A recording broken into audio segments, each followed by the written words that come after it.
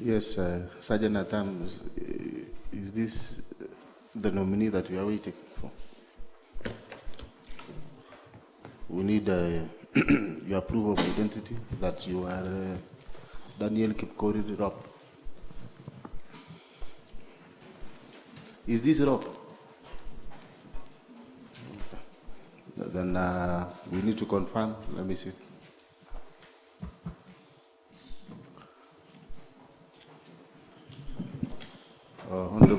Honorable members, I can confirm that the nominee before us is Daniel Kipkorir Rob. And now we move to administration of oath before he settles down.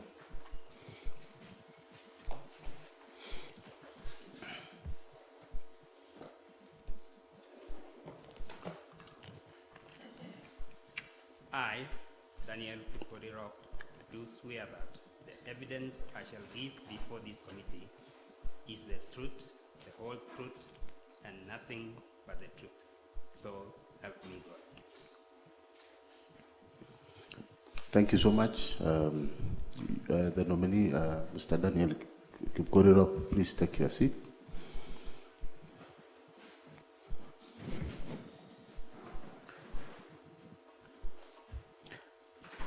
You are welcome to this vetting. Feel free and be comfortable. You can adjust your seat the way you want to. We will proceed we will only proceed unless or until you are comfortable.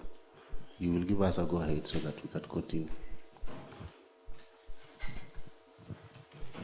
Sergeant at Arms, induct the nominee on the use of yes. So can we proceed or we can proceed? Thank you so much. So good afternoon once more. You are welcome, all of us, the honorable members, as well as the secretariat. We will do a quick introduction, and I'll start by myself. I'm Dr. Patrick Mutai, the chairman, Committee on Appointments. So we can start from Hezron. Introduction. Thank you, Chairman. I'm Hezron Kimena from Chilchila, friend of the committee. Thank you, Chairman. My name is Berchi Riot. I represent a ward called Ainamoi, a ward that has been marginalized, especially during this appointment. I represent 25,000, population of 25,000 people, more than 10,000 registered voters, with the landmass of 67.7 square kilometers. If you are given the opportunity to be the CEC in charge of agriculture, please stand by me and my people. Thank you. Thank you, Chair. I am David Maritim, Gypsy on Ward. Thank you very much, Chairman. My name is Paul Chirchir Tarimbo. I am the MCA for Kapsoit Ward, Ainamoi Sub-County, Kericho County, and a member of Committee on Appointments. Thank you.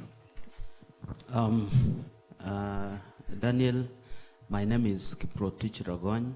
I represent the ward of Sigowit in Sigowit Soin constituency. I'm a member of this committee.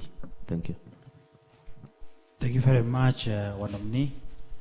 My name is Korir Vincent. I represent the great people of Londiani Ward and who depend more on agriculture. Thank you very much. Thank you very much. My name is Anita Mibei, representing Chemosta Ward in Bureti Sub-County. Tuta Anthony, MCA Kipkorir and Wat, Kipkorir West constituency, and member of this committee. Nominee, Karibu. I'm Dominic Mutai, representing Kabianga Ward, and a member of this appointment committee. Yes, thank you very much, honorable members. The secretariat to introduce themselves. Good afternoon. I'm Sharon Mibei, Deputy Clerk in charge of Legislative Services. My name is David Thiongo, Clerk Assistant. Good afternoon. My name is Nancy Bond, Research Department in charge of monitoring and evaluation. My name is Kipkorir, Research Officer attached to the Committee on Appointment. I'm particularly reached. Benzo Rogoy, Hansat. Patricia Koech, Legal Officer. Thank you very much. I think we are done. So, welcome, Mr. Daniel Kipkorir. Before you is a committee on appointment, as you have heard them introducing themselves with our secretariat here. Of course, I'll say that the committee on appointment, of course, is legally constituted, and we are here, and one of our role, or the key role really, is vetting the County Executive Committee members. That is as per Article 179(2) of the Constitution.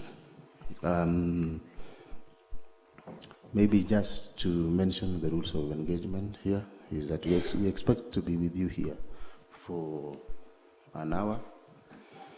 Of course, depending on how we interact. The thing that I'll share with you is that feel free, engage with us. Just to remind you that you have taken an oath, and you have undertaken to engage with us in a manner that will be truthful. All the questions and answers, including you, the nominee, shall be addressed through the chairman for purposes of our engagement.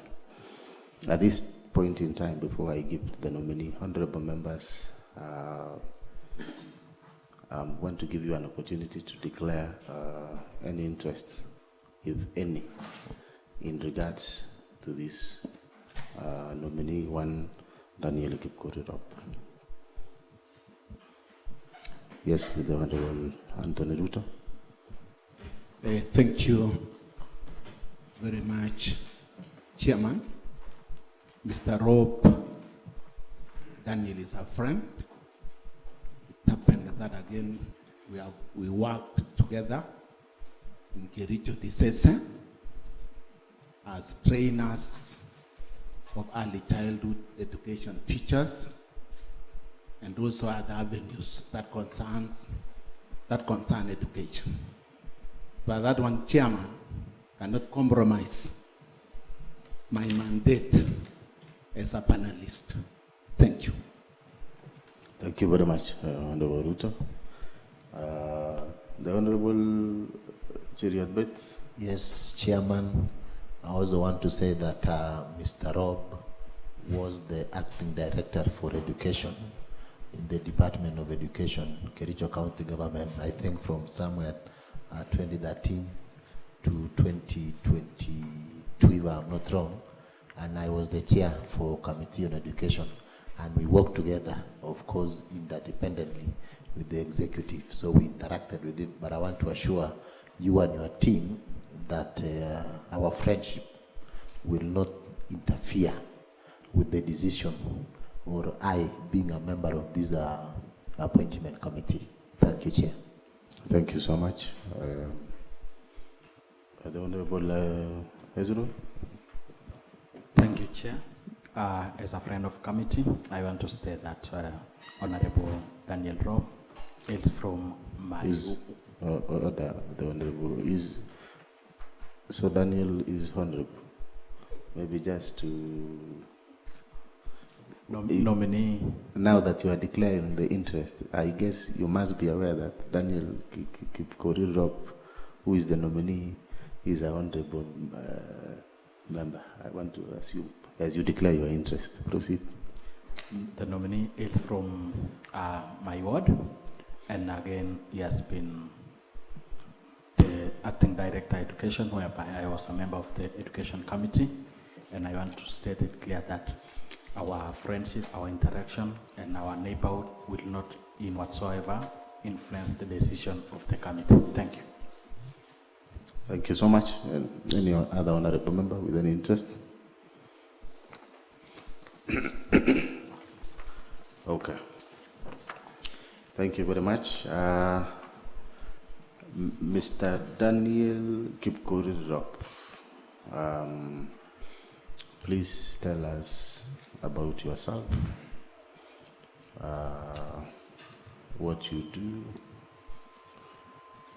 what you are up to, why you are here, and of course you can shed light on your educational background, and from there we will, as I said earlier, you are here to vet you so that this committee on appointment can make a decision whether you are suitable for the position that you have been nominated to. So I give you, take your time and tell us about yourself. Thank you, Chair. My name is Rob Daniel Kipkorir. I hail from Chilichila ward of Kipkelion West constituency. I was born in Kipchebor ward, a place called Kaptebeswit, that is in Motobo location. I attended Chepkurubet Nursery School, that is presently in Kapsoit ward. Then I proceeded to Kaptebeswit Primary School, where that I think I may not really say when I started the school, but I did my KCPE in 1977. That was, that is in Kaptebeswit. I proceeded to Sigwar High School, that is in Chebalungu, from 1978 to 1981, when I did my KCE then. And then I proceeded also to Kericho High School, that is in 1982 and 1983. That's where I did my A-levels, and proceeded to Kenya Science Teachers College in 1985, graduated in 1987. That is, I was trained as, after attaining my diploma in science education. I started my teaching profession in 1987 when I was posted to Marakwet High School, that is in Elgeyo Marakwet. I stayed for a short period in Elgeyo Marakwet, and I transferred to Cheptenya High School from 1990. Where I stayed in Cheptenya from 1990 to 1994, when I transferred to Chepkeche High School. I stayed there for about 10 years in Chepkeche High School. But in 1998, I joined Kenyatta University. I did my bachelor's education and graduated in 2002. After graduation, I proceeded for my master's in 2003, 2004, graduated with Master in Education from Kenyatta University, after which I was posted to Kericho TTC as a teacher trainer. That is where I started training teachers from 2005 to 2007. Then I transferred to Kericho Disese to train early childhood education teachers in 2007, where I stayed up to 2017. I stayed there for 2007 to 2017. Joined the county government in 2017, actually 2016, around 2016. That was in line with the Constitution, Article 147, which says resources follow functions. That is when early childhood was devolved to the counties, all the staff that were there in Disese were also devolved to the county. So I joined the county in 2017, and I worked with the county government from 2017 to 2022 as the acting director in charge of education.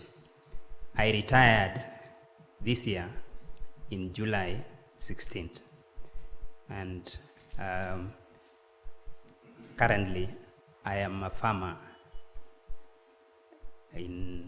specifically specializing in small-scale coffee farming, and I also keep some animals at home.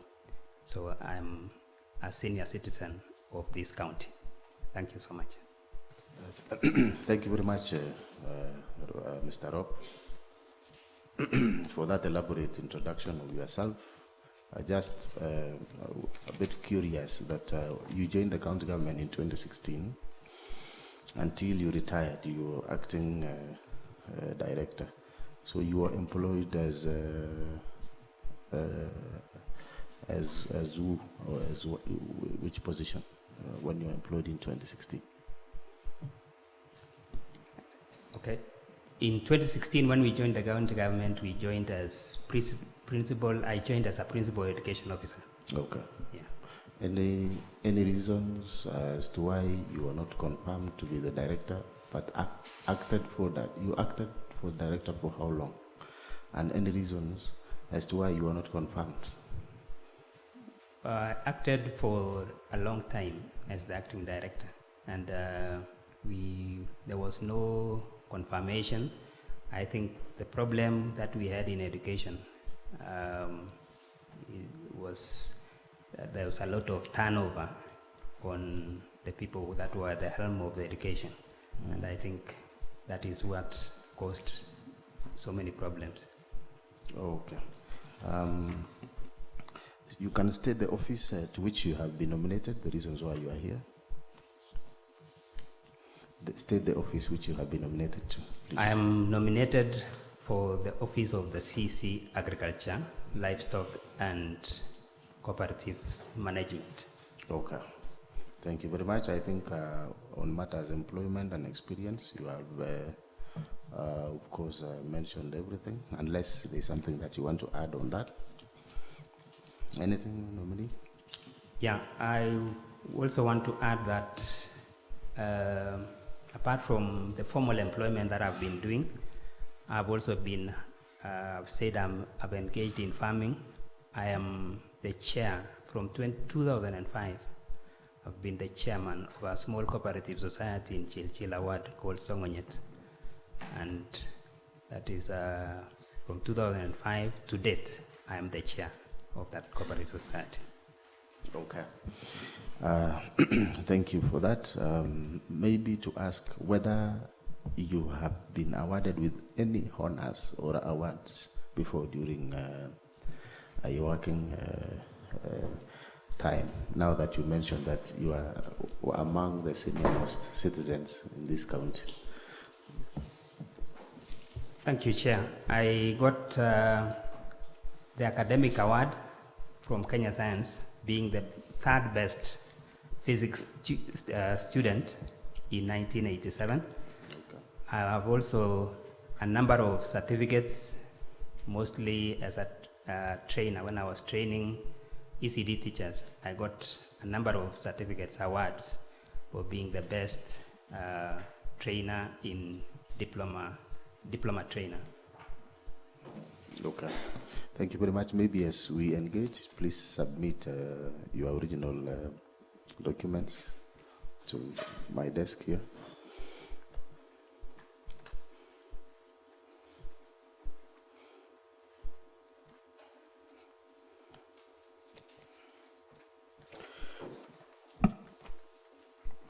Okay.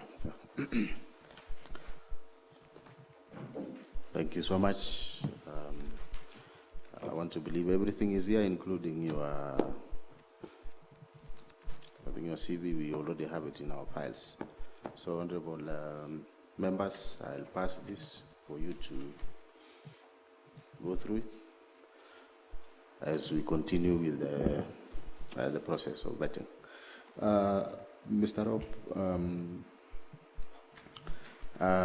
I don't know whether, maybe tell this committee whether you are a member of any professional association or, and also membership, if any.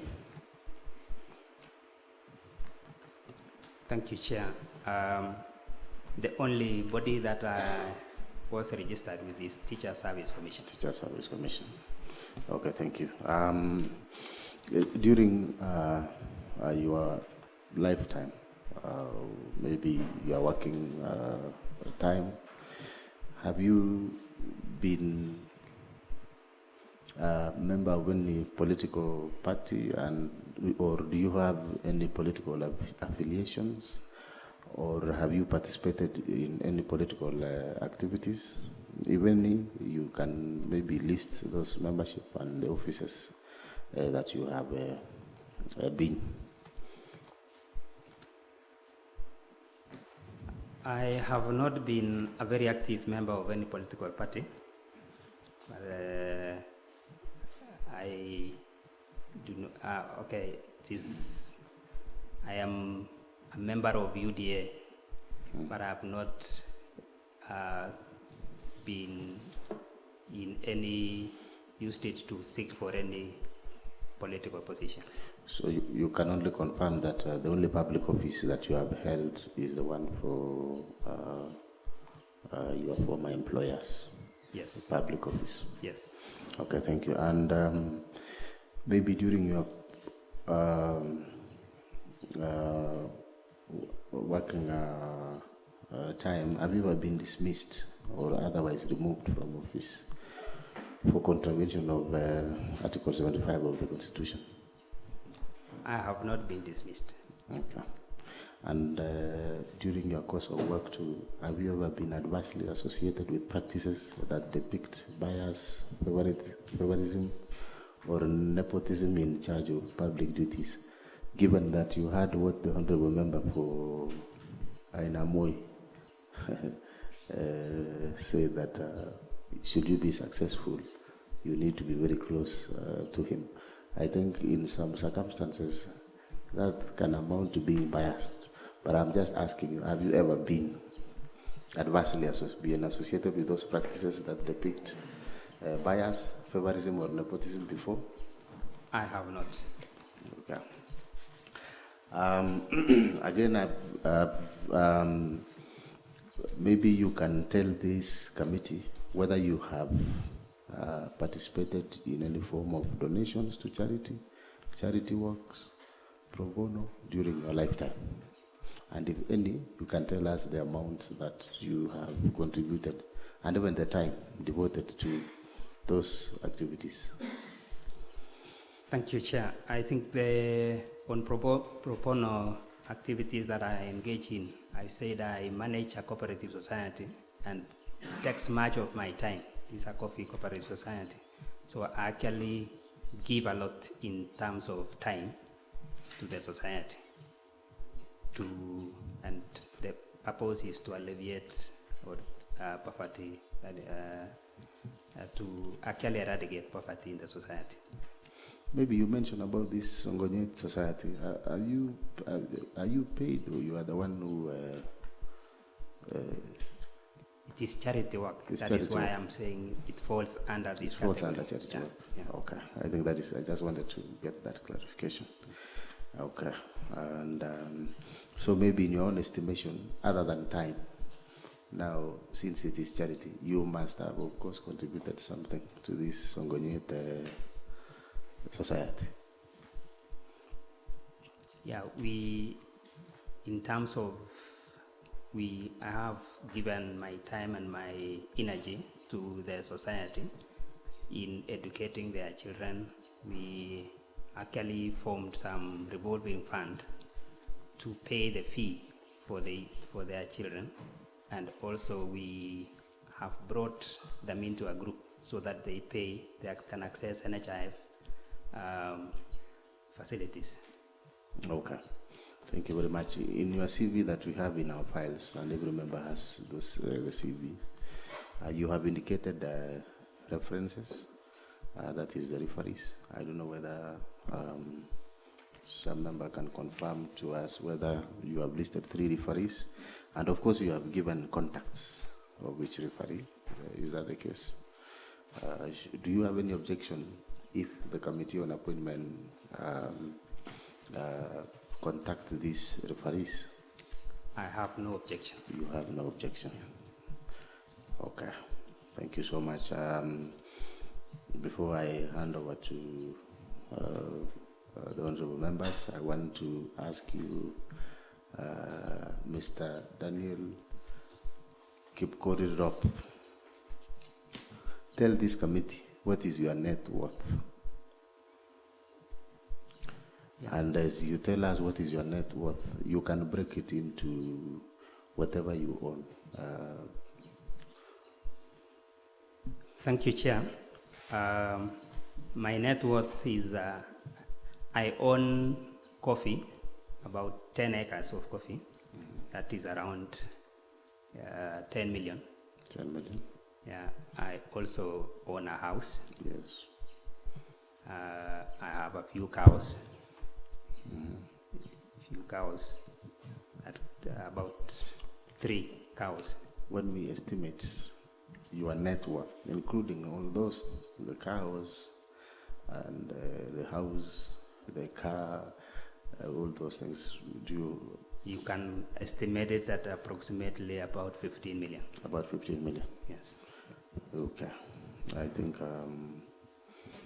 well said, unless the composition of this 15 million you mentioned about the house,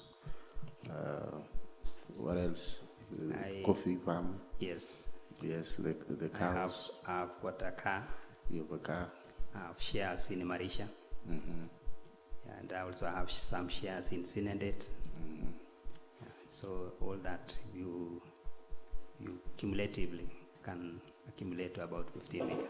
During your time as a public officer, at any one point did you declare your wealth? Because it was a requirement that we declare wealth after, is it 2 years? I don't know whether all the officers or state officers will. During your time, did you ever declare that? I did. You declared that? I did, yeah. So whatever you are telling this committee will always be maybe. Yes. Yeah, it will match. All right. That is it. Okay. Thank you so much, Mr. Daniel. I want to now open the floor, and I want to start Chair, by... I wanted to, Yes. in connection with the Riveries, Yes. the nominee didn't provide the contact numbers. It's a list, so I don't know how we'll contact them. It's not in the CV? Yes, it's not in the CV. Okay. Unless there's an amended CV, but what we have in our file is not there. Okay. Mr. Daniel Kipkorir, maybe just to ensure that you amend your CV before you leave this. I don't know, you will consult with the clerk and ensure that we have the list. Or do you have any referees?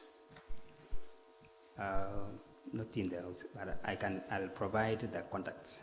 Okay. Yeah, in fact, the referees you'll see are my immediate bosses. Okay. Madam Eunice is my CEO, was my CEO. Edna was my CC. And then the last one is my former lecturer. Okay. Ensure that you provide the contacts because it is very important for this committee. So I want to open the floor, and I want to maybe I can start from the Honorable Dominic. Thank you, Chair. The nominee, the Kabianga Tea Farm and Kipkorir Coffee Farm are part of the county investment, and since 2013, we as county has never received any revenue from the said investment. The governor, when he was addressing this house sometime last month, he indicated the 2 farms will fund the bursary. What strategy will you put in place to ensure this is done? I want also to touch on so that I can give my colleagues the AI service and the extension officers. For the last 10 years, since the inception of the county government, we have never seen the officers in the extension and the AI service. What is your plan on this? In terms of value addition, touch something on value addition. Another thing which you need to elaborate more is the cost of production, either in the animal feeds, crop production, and touch on the policies of the way to advise our farmers to go on organic manure and also the subsidy. Maybe I'll ask some subsequent question later. Thank you, Chair. Thank you very much, Mheshimiwa Dominic. We can hand over to Mheshimiwa Anthony Ruta so that we can proceed.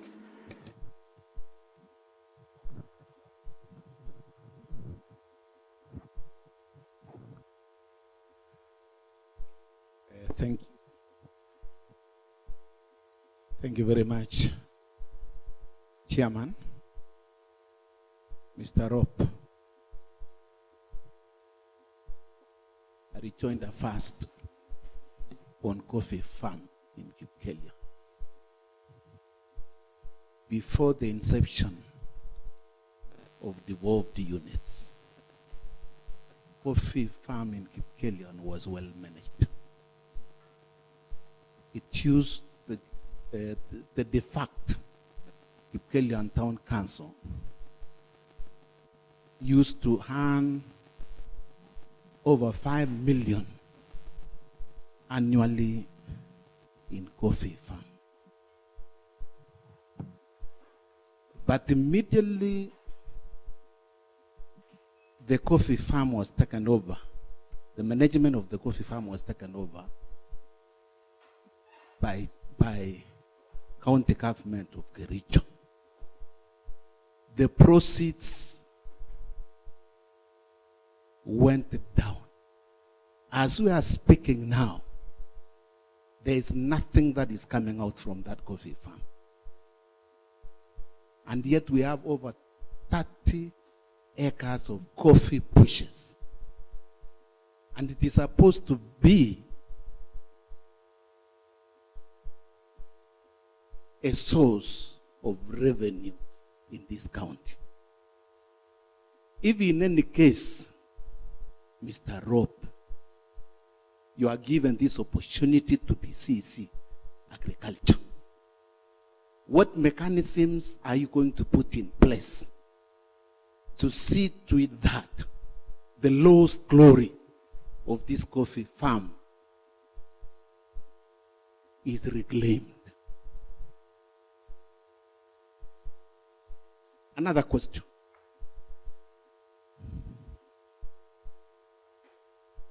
In 2013-2014,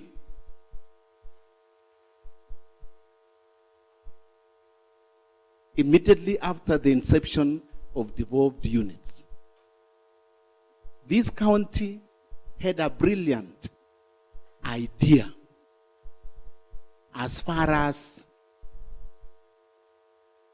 one word, one product. And this one was introduced objectively so as to have value addition in our agricultural products. But as we are speaking now, Mr. Rope, none of those was achieved.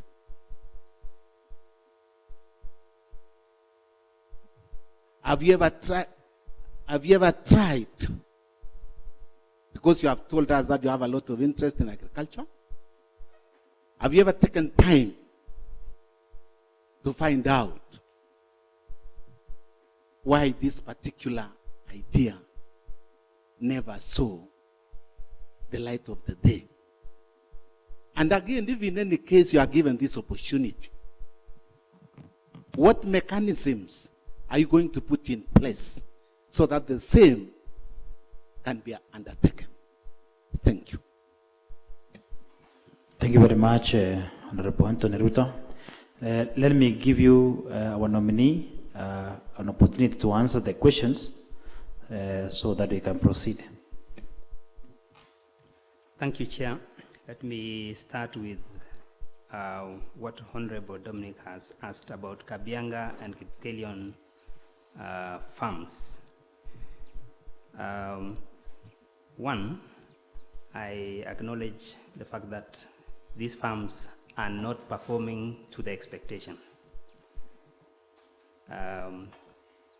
The revenue that we get from Kabianga and Kipkelion is not adequate. Having in mind the acreage of Kabianga is about over 400 acres of tea.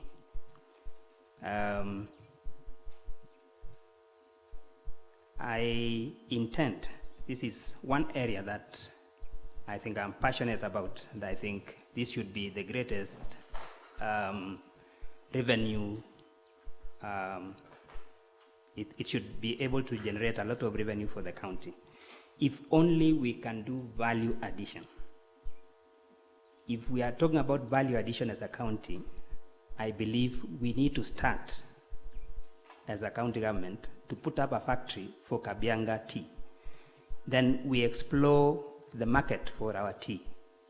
Because this tea, our tea from Kabianga, we can blend it and even brand it and export it if need be. It is not unlike the small-scale farmers who every time you collect their tea, they'll be waiting for payment at the end of every month. This one is the workers, as long as we have some funds from the department, we can pay the workers and actually process this tea, exploit the regional markets, and even look for markets outside for our tea. I'm sure by so doing, we can actually generate better income than what we are getting now. Secondly, is I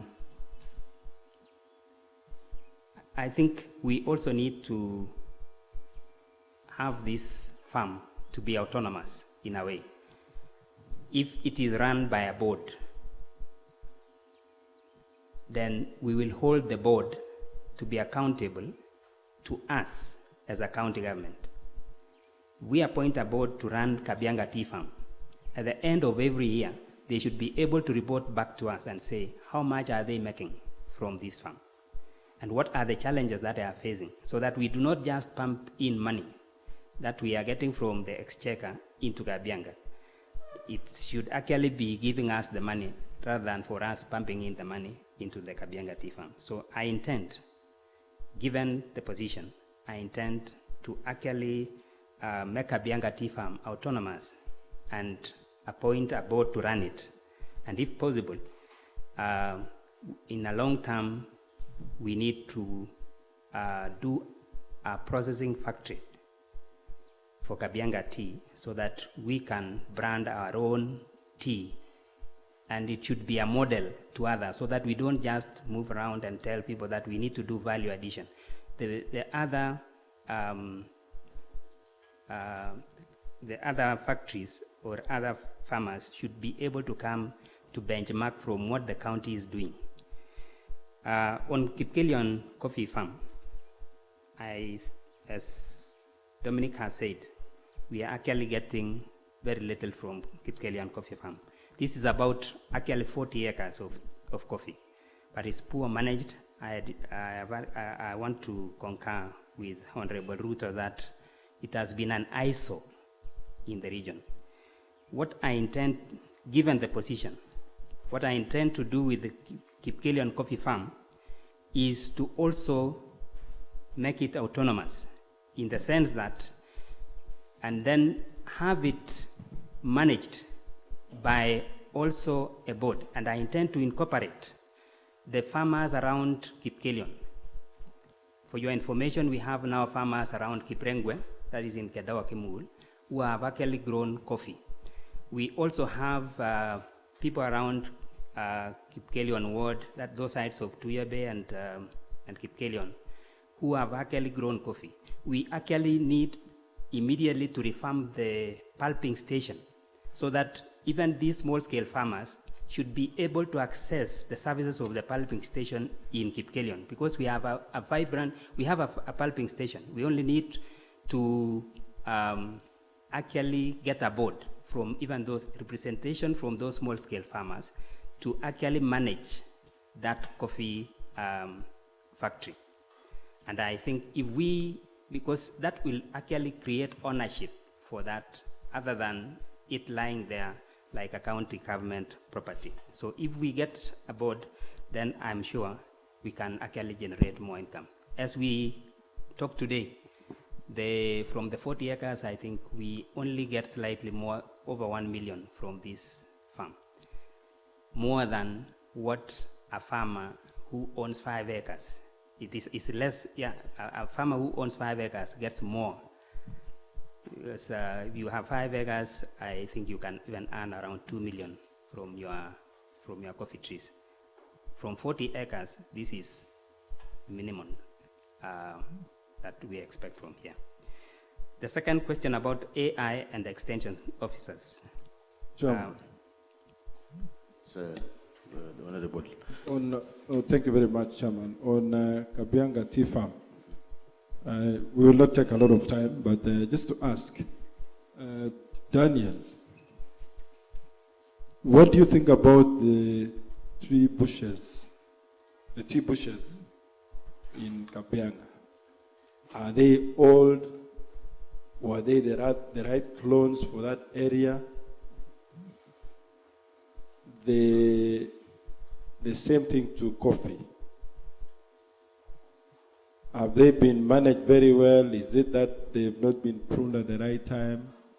Or what do you think is the problem? So that as we look for solutions, given an opportunity, it has actually been an eyesore even to the county, because one of the revenue streams is Kabianga Tea Farm and coffee, Kipkorir coffee, among many other streams.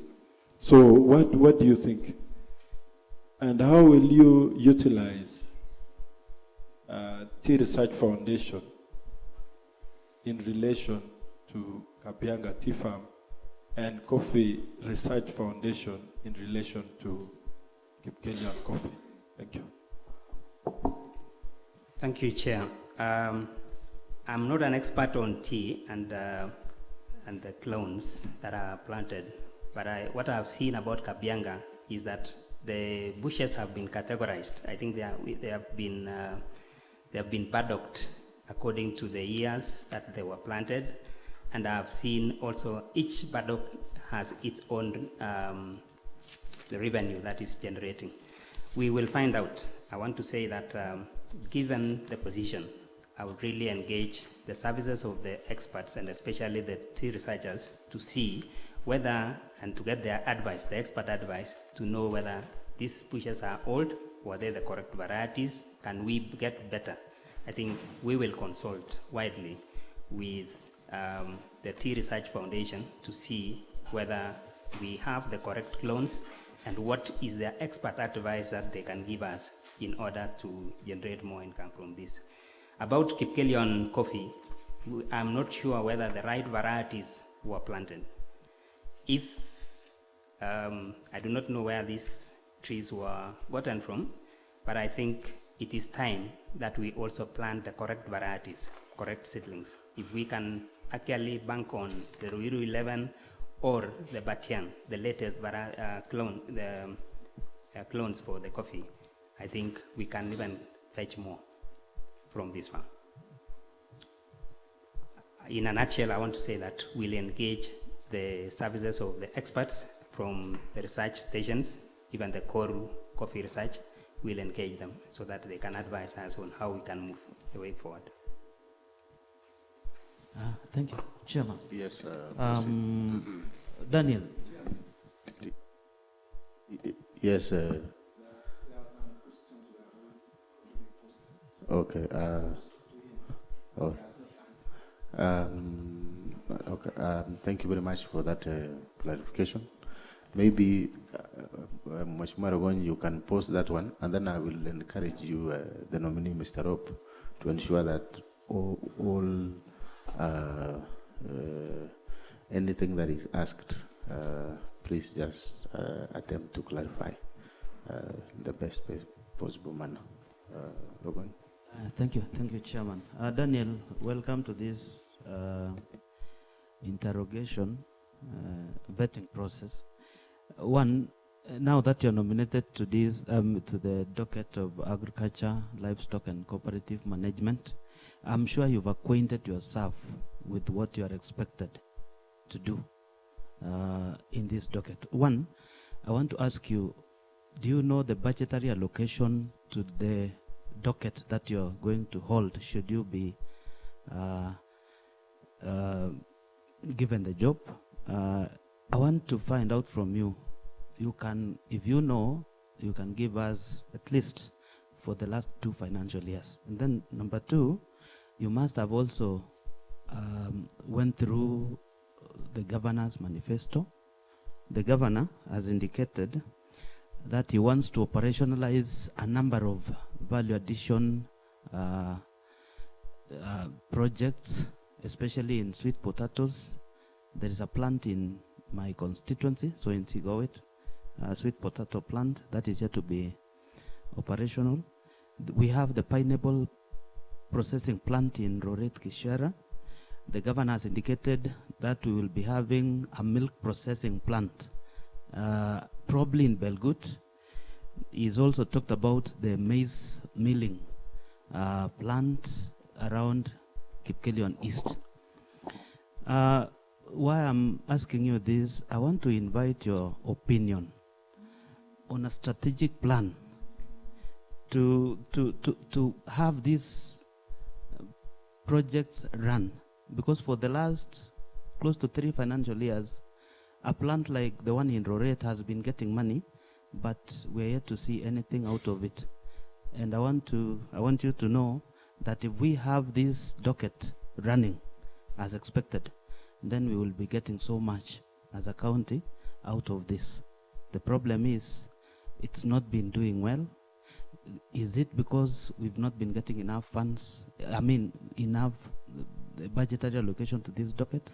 That is what I want to pose it to you. Thank you very much, Honorable Baragwan. Before you answer the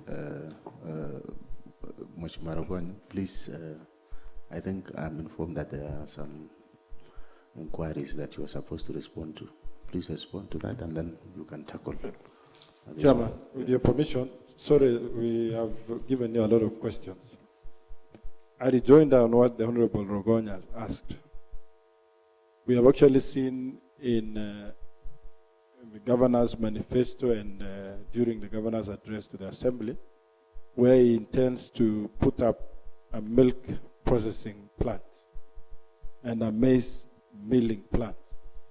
If given an opportunity as the CEC for agriculture, livestock, fisheries, and cooperative management, what is your honest opinion and view on the milk processing plant, maize milling plant? And let me repeat, what is your honest view on the milk processor, maize milling plant? Number 2, there was a milk processor in Muranga, which was initiated by the governor, the then governor for Muranga. Do you know anything about that milk processor? Thank you, Chairman. Yes, Mr. Rob, you can respond to those ones. Thank you, Chair. I think let me tie what Honorable Rogon is asking with what Honorable Dominic had asked about the value addition, because we are not exhausted. Let me I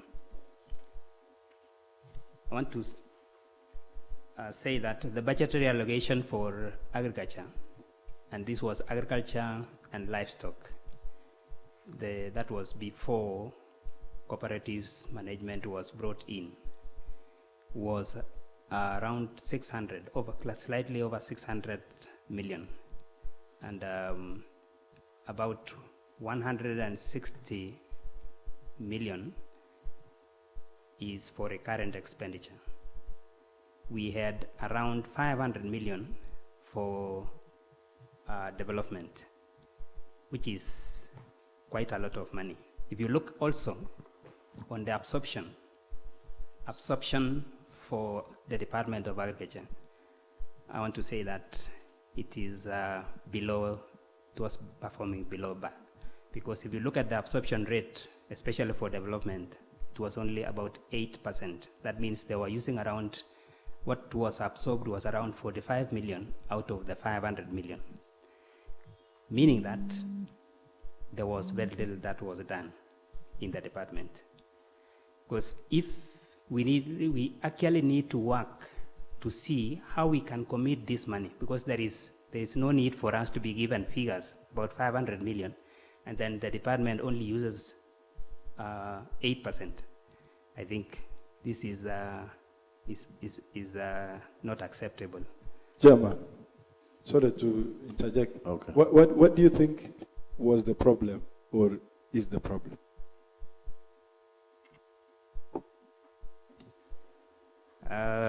I wouldn't want to cast aspersion on the people who are in the department, but I want to say that, as they always say, the fish starts rotting from the head. You, as a CEC, given the opportunity, I would want to take ownership. If you give me 500 million, I think it would be, I would be performing below the expectation if I'm going to absorb 8%. Yes, Honorable Cheriat. You know, Chairman, the nominee has just said that the fish starts rotting from the head. Now, Chairman, I want the nominee to confirm to us the head. Was it the governor, the CEC, the CEO? You know, we do not know who the head of the fish was. Actually, that is a good question, but let us now, please, as you respond to what you are being asked, let's move in because of our time. Thank you. Okay. I want to say, when I talk about the head, I'm talking about the people accountable for the department.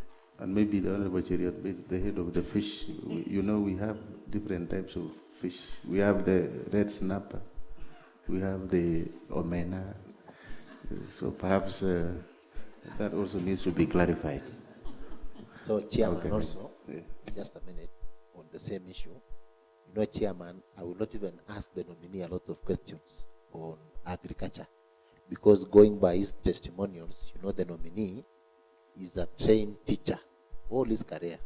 The only time he sat on something like an agriculture is being a chairman of a very small cooperative society called Songonyet. I'm using small because that is what he used and that is what is indicated under ECV. You know, we had a lot of issues, Chairman, in education. Will it also mean that the rotting began from the head, where he was one of them? You know, he's the immediate former acting director for agriculture. So now we need the nominee to specify which is this head. Is it the director where he was? Because there's also a lot of rot in education. Is it the director of agriculture? And that means the same in education, so that we don't transfer the same rot from education to another department. Is it the CEO? If it is the CEO, then I think the nominee is safe. Is it the CEC, or is it the same governor? And I want also to caution the nominee that when we are vetting other nominees in 2027, if God gives us the grace, then we do not have a nominee saying, you know, the head always I mean, the fish always start rotting from the head, which is his boss now, and that lineage. So we pray that if we get the opportunity, we will not have such comments, Chairman. Okay. Chairman. Thank you very much. Chairman. Yes. You know, this is a very interesting area because we are actually looking at the manifesto for Kenya Kwanza. Agriculture tops in the manifesto for Kenya Kwanza. If the nominee has done his due diligence, identified the areas that probably has the challenges in the Department of Agriculture, and he has even given us figures that the absorption rate in the Department of Agriculture was 8%. That means the department was doing very, very poorly. I must appreciate that the nominee has been very sincere. He has told us that fish rots from the head. Now, give us the name of this fish so that we sort this fish out once and for all. So yes, thank you very much. I want us to allow the nominee so that, because I think he has been asked a lot of questions. So maybe you can respond to those ones first, and then perhaps we will finalize with the matter of the fish. I think that is in order. Chair, thank you very much. Yeah. I said I didn't want to use the occasion to apportion blame to any quarter. I was only saying that given the opportunity, I would carry the blame. That is, when I said fish rots from the head, if in my tenure I will only manage to absorb 8%, I will take up the responsibility. And I should be held accountable for that. So that is what I meant. I didn't want to apportion blame to any quarters, and so that at least I do not want to offend the people who are running the department. Allow me to respond, Chair, to the value addition that is been asked by Rogony about the sweet potato and the pineapple plant in Roret. How can we revamp this plant? On the sweet potato in Kipkorir, there are a few challenges, and I want to say that this is something that should be taken up by the Department of Lands, because one, this project was constructed on a land that is not owned by the county, and that was a mistake right from the procurement process. So, given the opportunity, I think we first need to regularize the ownership of this land, because you cannot pump in public resources on an asset that is owned by an individual.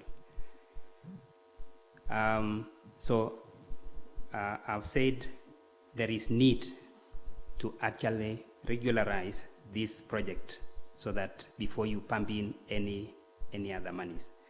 On the pineapple plant in Roret, that is in Kishara Ward, I think much as we have money for this, we can pump in resources, but I think there is need for the public to own the project. And given the opportunity, I would suggest that this plant be, the people around Roret be allowed to invest, maybe buy shares, or if they can form cooperatives. This project can actually be owned by the cooperatives, so that there is ownership by the local community. If we do that, this project, when you pump in money to a project that is owned by the locals, that money will be safe. Other than for the county, it can still stand there as a county project that is owned by the county, and people, given the opportunity, they can even vandalize it. So let us allow the community to own it, and they can buy shares into this project, so that at least it can, and they can also be incorporated in the management of the project. On the maize milling in Londiani, the maize miller, I think there is need also. This project, you cannot just go and direct. I think we also need to bring in the farmers, and the leadership is about influence. If we can bring together the maize farmers in Londiani, and we sell to them, the idea should not actually emanate from the county. It should actually emanate from the farmers in Londiani, that they require a maize miller. And if that is done, I think we will only be there as a county to facilitate them. So we can actually pump in money to make them realize the ideas that they have about their maize. So we can actually package the maize, we can pump in the money, but first of all, we need to bring in the farmers so that we are even assured that their maize will come there. Otherwise, so maybe as you respond, that is an interesting one on the milk on the maize milling plant. I think you have indicated that should actually emanate from the farmers. We want to believe, because I've been going through the manifesto of the governor, and actually he has mentioned it many a times, and I think he has indicated that he will wish to build or maybe to establish that maize milling plant. My question will be, I don't know now, is it the business of the government to establish companies?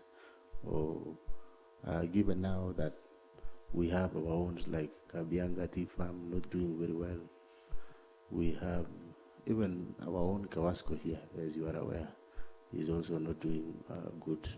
And is that the way to go, or in your own opinion, or should we perhaps provide a conducive environment for investors to come and do these things? And I still ask again, is it the business of government to do business? Thank you, Chair. That is why I've indicated that this idea should actually emanate from the farmers, so that we actually don't go and put up a project that is going to stall later. So if the farmers feel that we actually need to do value addition on the same, then the county will go in. And it's not necessarily the county. We can also act as a linkage as a county to look for a private investor, as long as the community around are allowed to buy shares. So it can be under the PPP, public-private partnership. So if we get an investor who is interested in doing that, then we only need to bring in and actually influence the farmers and talk to the investor to sell shares to the community around, so that ultimately they own also part of that project. So it's not necessarily the county. We don't have enough money in the county to be pumping to all the other projects, but we can act as a linkage to investors who can actually bring about what we need in the value addition. On the milk processor? Yes, maybe you respond on the milk processor, and then... Thank you, Chair. On the milk processor... And I don't know whether you have addressed what Anthony Ruta had... yeah, please. There was a question on one word, one product. Okay. You have not answered. Yeah, maybe attempt to respond those one, and then I'll give it to the honorable majority. Thank you, Chair. Let me address this one on one word, one product. Once again, I want to say that this was a suggestion that was supposed to be subjected to public participation.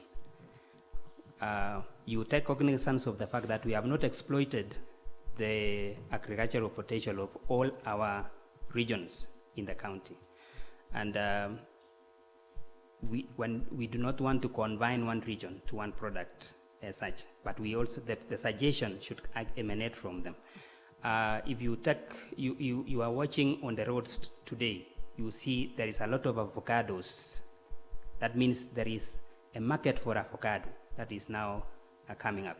And these are things that we need there is need to diversify to guard on the price fluctuations in the market. So if you only have tea, for example, you may be disadvantaged when there is a drop in the prices. If you have coffee alone, you can also be disadvantaged, but we can diversify. For example, in the coffee farms, we can plant the avocados. Even in the tea farms, we can also plant avocados, so that at least during the time when there is to guard on the drop in the prices, then people can still get money from these others. So to answer on the one word, one product, while that idea was good, but there is need for diversification on all the agricultural products, so that there is also need, even in soybean, we need to invest on macadamia, and it will do very nicely in soybean. I think that answered. Let me answer on the milk processing plant. The milk processing plant, there is one union which is now being registered, the Kericho Dairy Cooperative Union, and it has an affiliate societies, 24 affiliate societies, dairy societies. I want to say that this Kericho Dairy Cooperative Union can actually be the one to do the processing. Let's start with one plant. We can assist Kericho Dairy Cooperative Union to value add on the milk that is being collected from the 24 societies. Now how do we get this plant? The societies, the affiliate societies will have to buy shares, and I've seen their bylaws. The bylaws of the cooperative union are saying that the minimum that every society should actually do is they are supposed to buy shares, I think 5 shares, each worth 10,000. That means 50,000 from every affiliate society. The county government can now come in to assist them and guide them on how to put up a dairy plant for Kericho County. If we start that way, then we are assured that this plant will not miss milk, because we have already 24 dairies societies. Unfortunately, I think there are others, the cooling plants that was applied, some of them have not taken off, but we are going to do as much to see that they take off. So, thank you very much. Thank you very much, Mr. Daniel. I would also like to ask some questions in relation to your docket. And you see, in Kenya, most of the literature books, most of the articles, we say agriculture is the backbone of the economy. But you see, the people who work very hard, day in, day out, are farmers. And the people who suffer most are farmers. Now, given a chance to be the CEC for agriculture, especially within Kericho County, what will you do to ensure that the farmers in Kericho County are smiling all the way to the bank? Again, on the issue of value addition, I've heard you have mentioned value addition several times. I'm interested to know, on the management side of value addition, how will you encourage farmers to participate in profitable value addition? Because sometimes you have even seen very active companies, private companies that are well funded, being bankrupt, yet they are doing a lot of businesses, they have networks, and yet still have challenges. How will you ensure that you participate with the farmers so that the value adding enterprises make profit? Just okay, just to Honorable Anita, to add on here. add on another question before you answer. Mr. Rob, I've listened keenly to your presentation. Since, as my colleague mentioned, that your experience was mostly on the education sector, but given a chance, you've been able to address some of the issues that are actually affecting the agriculture. And looking at the position you are looking up to, we have agriculture, livestock, and cooperative management. I would like to get maybe more on livestock. I know we've dealt more on agriculture. When we talk of livestock, we're looking at the dairy cows, looking at the poultry in that aspect. As given a chance to serve the people of Kericho County, I know we've talked of dairy farms or cooperative dairy farms, and most of these cooperatives are actually struggling to survive. Not all of them. I'd give a few number that are actually doing well. And just looking at the dairy ones, I've engaged a few farmers. Myself, I'm a poultry farmer. And I know the challenges we go through, especially in terms of feed. I don't know what plans you have, because for this cooperative, the dairy farms, the cooperative farms to be able to succeed, it's for them to make a profit. We're talking of maybe supporting them to come up with a dairy a processing plant. I'm wondering how or what plans you have first for these cooperatives to be able to make a profit in terms of lowering the cost of producing that milk, for them to actually be able to grow maybe that level of processing it. At the moment, the farmer, the dairy farmer, sells milk to a cooperative. The profit margins are very minimal, and it's because of that high cost of production. As we add value, can we also consider the whole value chain? What is happening from the producer? Do we have any plan to actually support, just as my colleague has mentioned, that the farmer is suffering?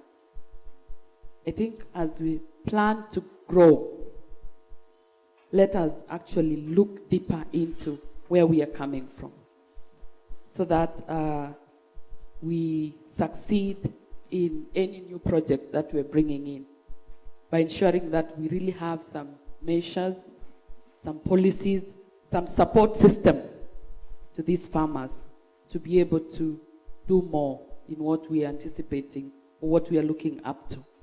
Lastly, maybe you will mention a bit about, I know you've done coffee, just as per what you've told us as your area of expertise under the coffee. Coffee is not doing badly off, but what are other ways that you're looking into? Because we know coffee being in some areas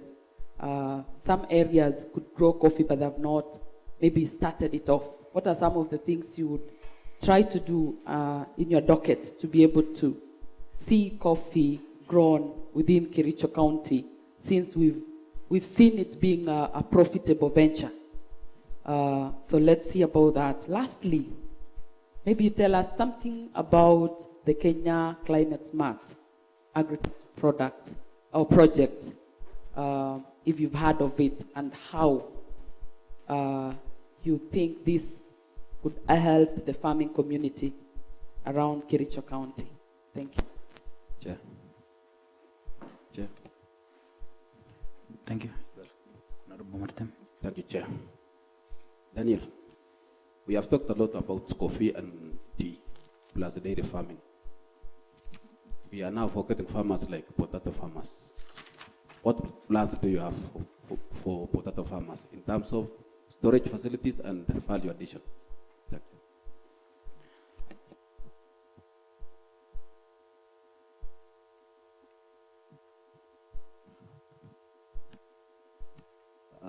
Thank you, Chairman. As the chair gets to his seat, I think I have a question so that when the nominee responds, he responds to all of them.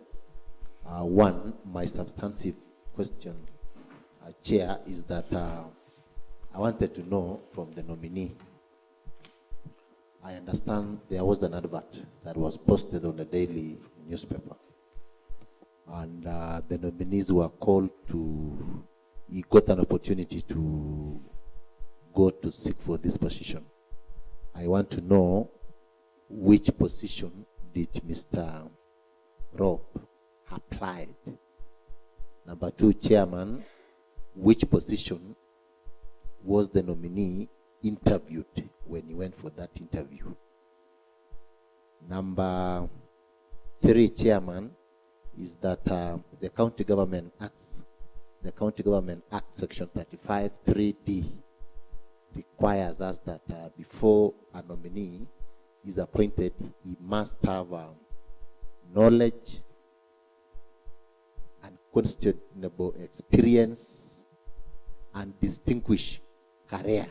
In fact, mark the word distinguished career of not less than 5 years in the docket that the nominee has been given to lead.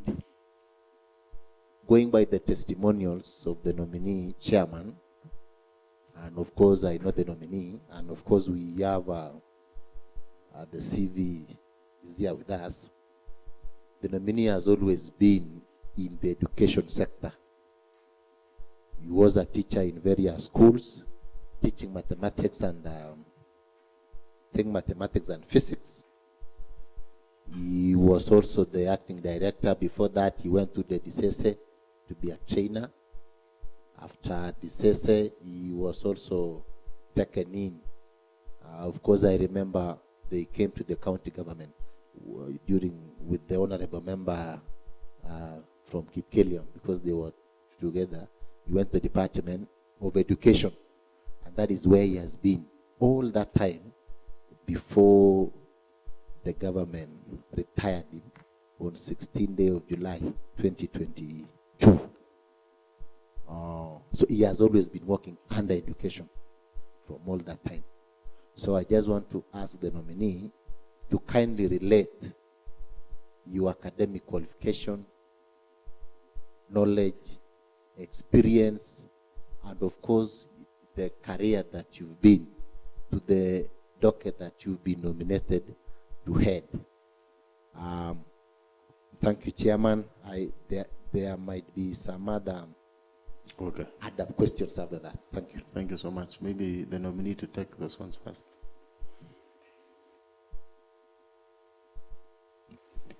Thank you, Chair.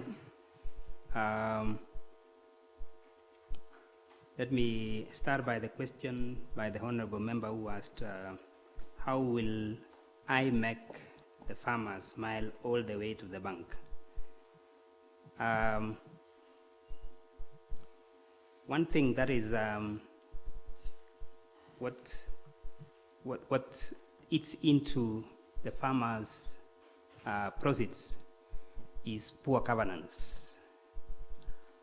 I intend, given the opportunity, to ensure that there is prudent management of all farmer organizations and cooperatives. If that is done, then I'm sure the farmers will smile all the way to the bank.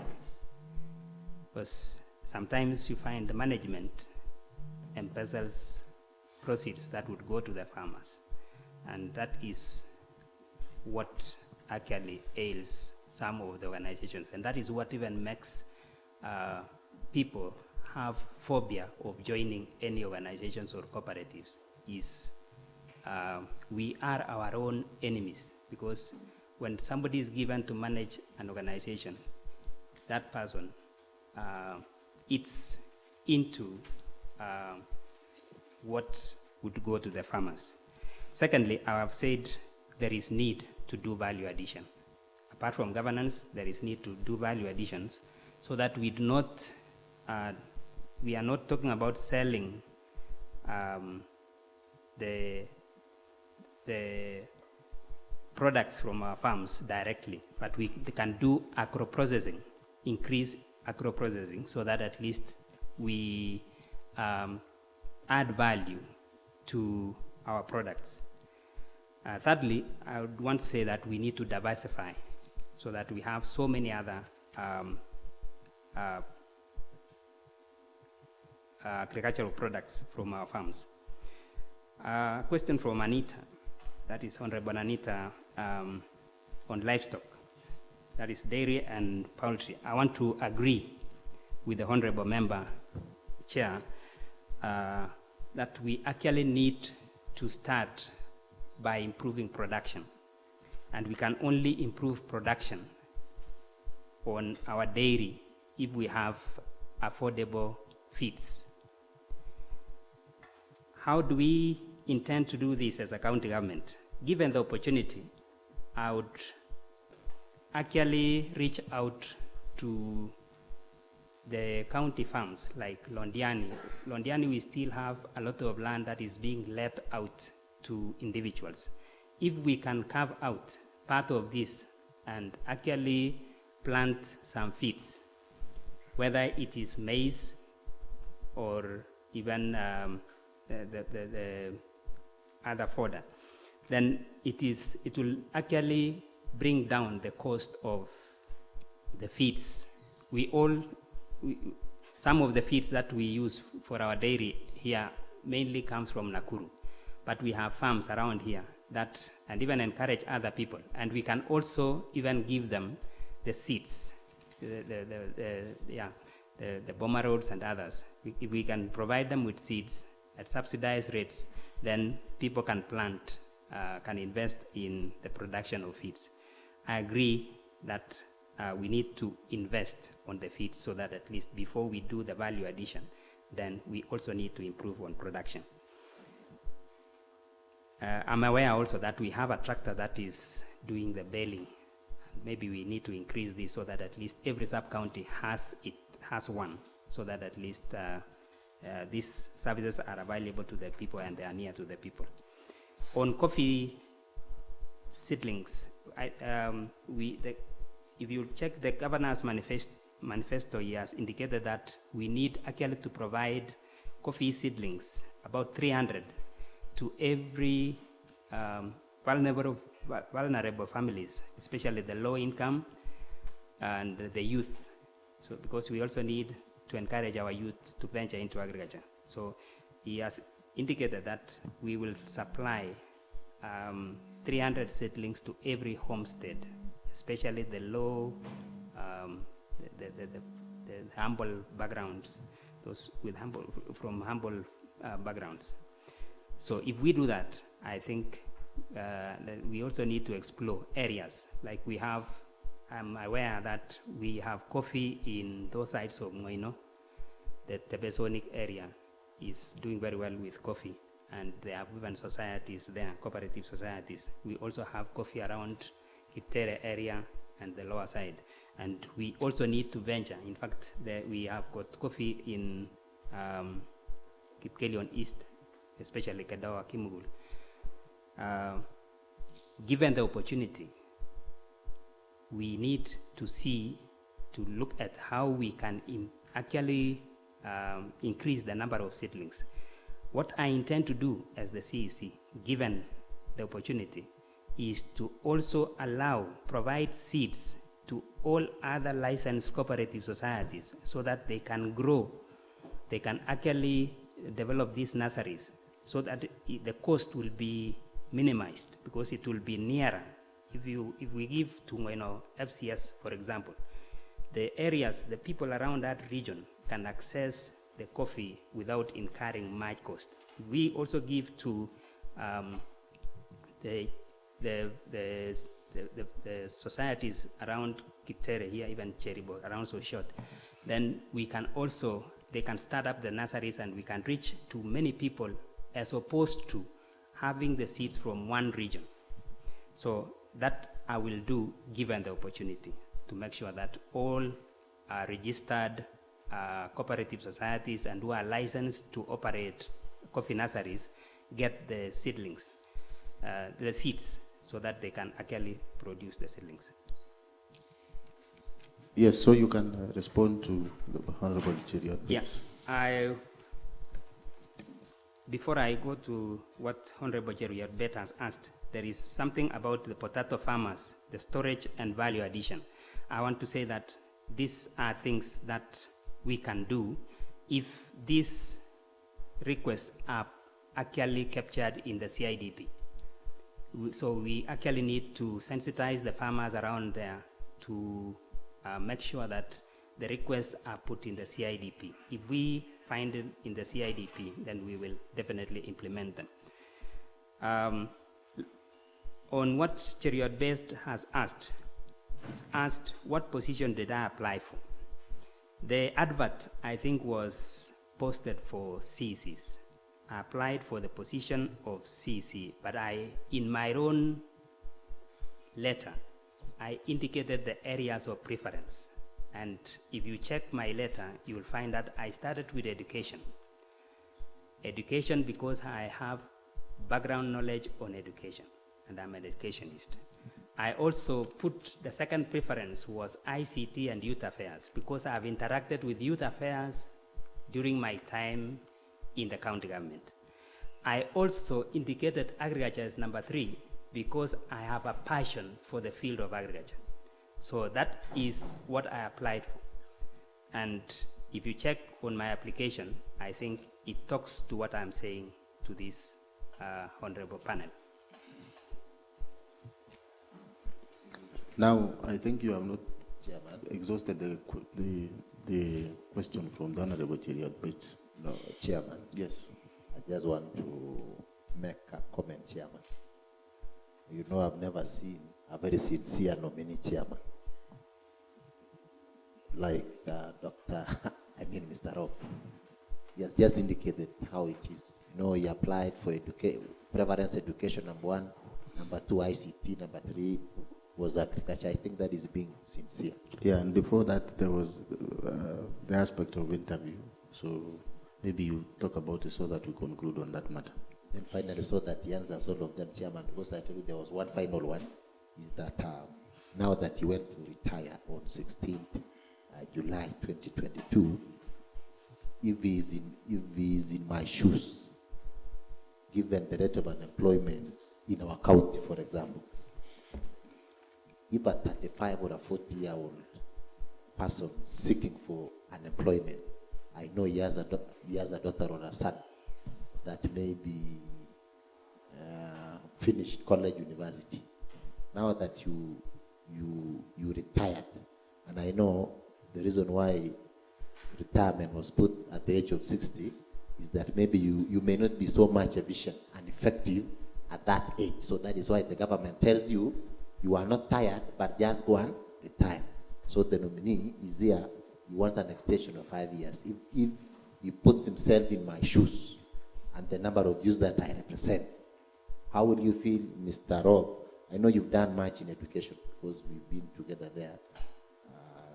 Given the rate of unemployment in our county, for example, and you are in a position that I am sitting in, approving you. In fact, I have just received an SMS from my youth in my place that he did general agriculture.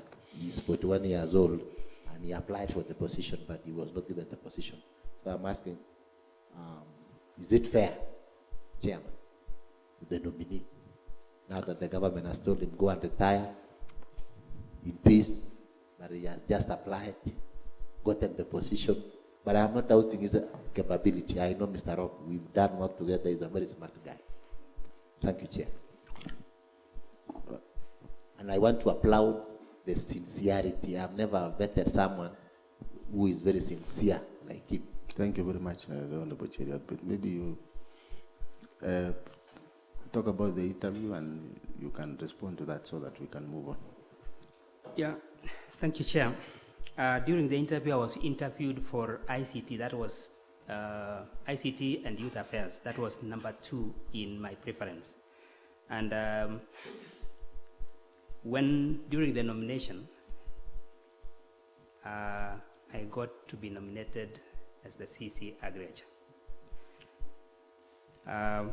I think, I do not know, but I think during my interview, there could be something that the panel could have been impressed upon or about what I gave them. I've even indicated that I am an author. If you check, I have even books here that I've authored, but maybe you can circulate that secretariat to us, the order, so that we got to appreciate that we are lucky sitting with one of the others here. Serious educationist, Mr. Rob. So maybe proceed. So I said I applied for, I actually was interviewed for ICT, but at least you see, this position is not necessarily about whether you have a degree in that area. I think it was, when you talk about distinguished career, do you have any knowledge, any experience that you are bringing into the field? I am today giving to this panel that I have an experience in cooperative management that is about 15 years. That is from 2005 to date. I've been the chair of a cooperative society, so at least I understand. And if you check, even in my in what I've presented, I've even made some memorandum. I made a contribution to the Coffee Bill 2020 that has actually given rise to the Coffee Regulations 2022. If you check there, the term of office for the directors, it is me who suggested that they should be increased from 3 years to 5 years. And I gave the reason, and I convinced the Committee on Agriculture during that presentation. And I think it has been entrenched in the Coffee Regulations 2022. Yeah, so sure. Thank you so much. Thank you so much. Maybe also you can just realize that you are also a student of a PhD, or have you graduated? You are a student, isn't it? I'm a student. Is that I have finished my coursework. Yeah. I was to embark on the thesis, and I'm still, but because of other obligations, I had children in school, so I had to suspend it a bit because I had to give priority to my children. Thank you. By the way, I did not introduce that I have 5 children, 4 boys and 1 girl. Thank you so much. And how many wives? And only 1 wife. All right, thank you. I think the reason why I asked that was in relation to what the Honorable Chair had bit. I think he mentioned about being tired or retiring. Then I realized that, again, at your age, I must commend you because you are currently doing your PhD. It's an indicator that it's true. It's a testament that you are active and not tired. And we're just wishing you the best, and we hope that you will add value to our county. Honorable Anita. Thank you, Chair. To Mr. Rob, I think I'll still take you back to the livestock part where I just thought of a major concern in regards to protecting the local producers when it comes to the markets. And I'll be very specific about the poultry farmers. Poultry farmers, especially those selling eggs in this county, I know the challenges they've gone through, and mostly is because there's flooding of eggs from Uganda, where at times with our local producers, it's hard for them to actually sell their eggs, and yet there is market. But the challenge is the price. As you take over that sector, any thoughts on how you can be able to protect these local producers, encourage them? Because someone bringing eggs from Uganda will sell an egg at 8 shillings in Kericho. A local producer will not be able to make anything if they sell at 8 shillings. My thought would be, if there is anything you can do from your sector to be able to support the local producers, would be of great importance to actually our local production. So maybe any idea, I don't know if you've heard of eggs coming from Uganda, but that is a major challenge in Kericho County when it comes to the poultry farmers. Thank you. Thank you. Thank you, Chair. To respond to this, I acknowledge the fact that the eggs from Uganda are cheaper than the eggs that we produce in Kenya. And, but we also need to be alive to the regional markets policy. And the regional markets policy gives all the countries in the East African region the opportunity to sell within wherever that. So maybe to be able to compete with the Ugandan eggs, we actually need to work on our feeds, so that at least maybe the Ugandans are getting cheaper feeds than what we do. So I will consult with the experts on poultry to look at how we can provide better feeds or cheaper feeds to the poultry farmers. Thank you. Chair. Yes, the Honorable Dominic. Nominee, I have a question from someone in Kipkorir concerning the maize. And I'll read as the way. Maize production in our constituency, Kipkorir, East and West, has been dropping significantly by 12% every year, according to the U.S. Department of Agriculture. Decline of maize is attributed to low morale among the farmers for lack of market for their produce, infiltration by cartel who flooded the market with cheap import, denying them the market.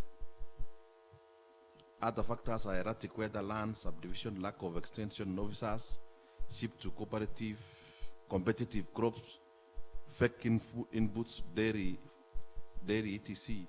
That means the next year more maize import will be produced, affecting our foreign. Can Nominee expound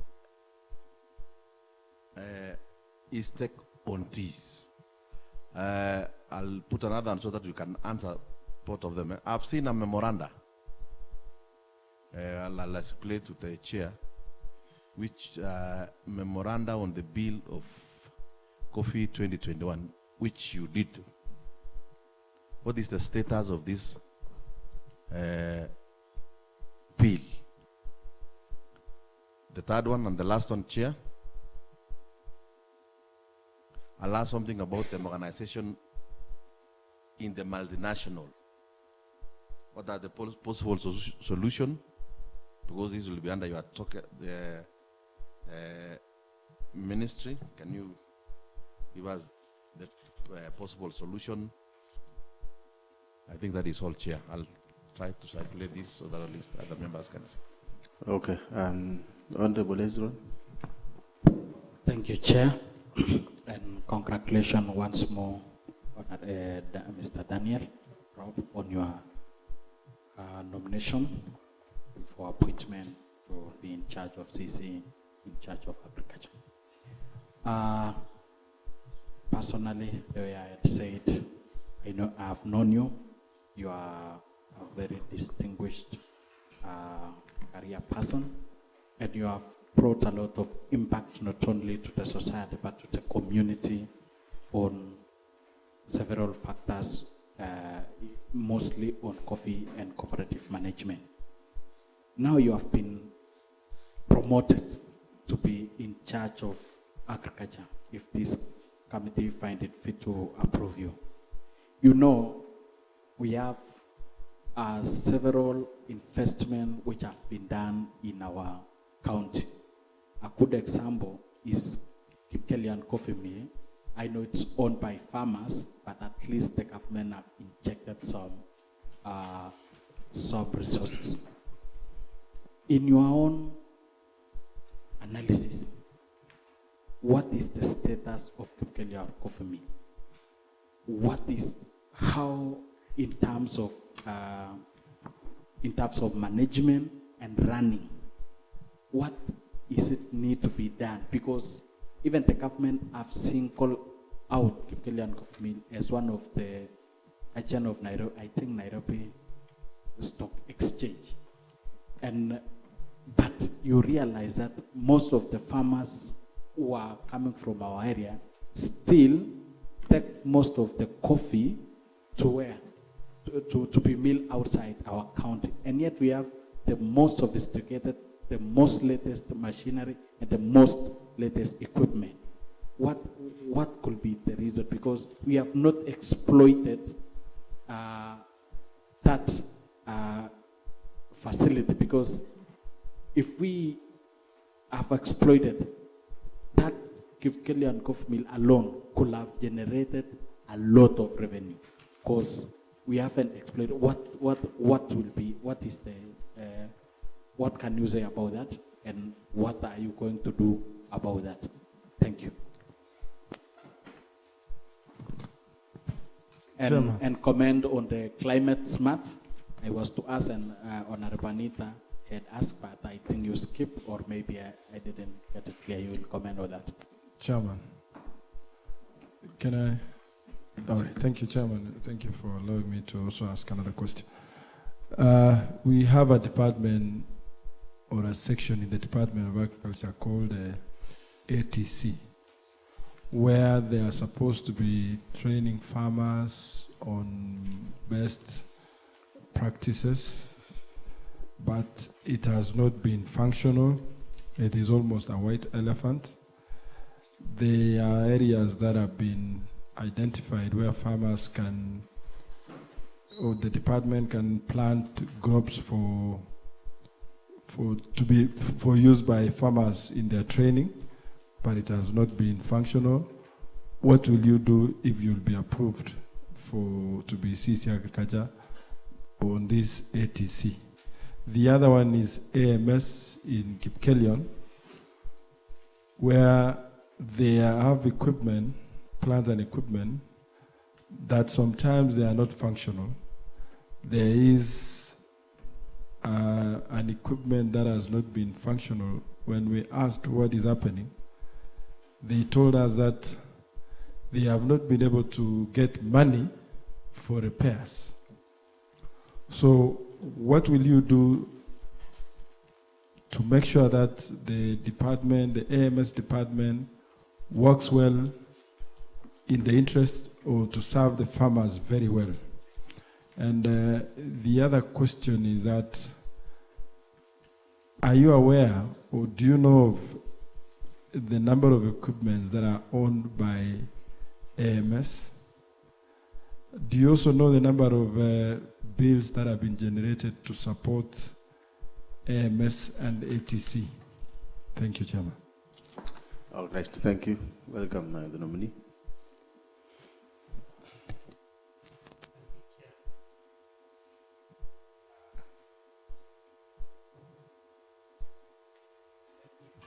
Put on the Chairman.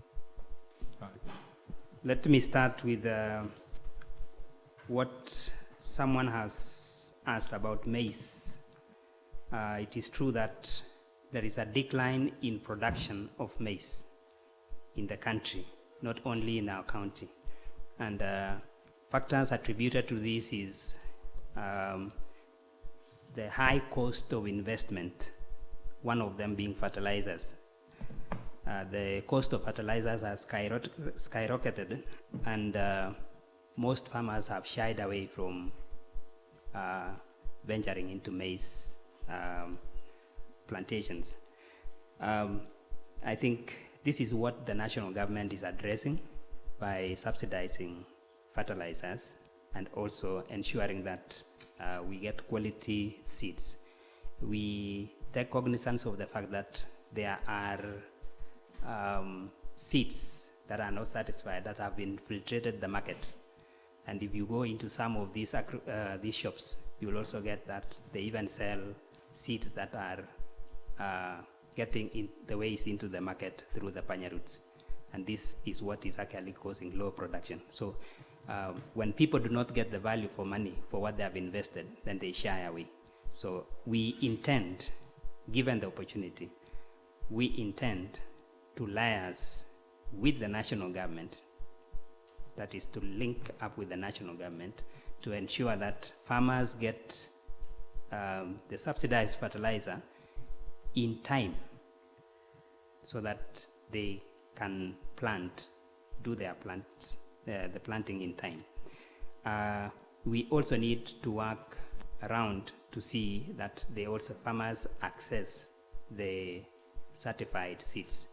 And we also need to bring to life the fact that there is need to also research on the right quality of seeds that need to be planted, the maize seeds that needs to be planted around this region. Otherwise, that would be the mitigation measures that we need to put in place to ensure that we increase production of maize.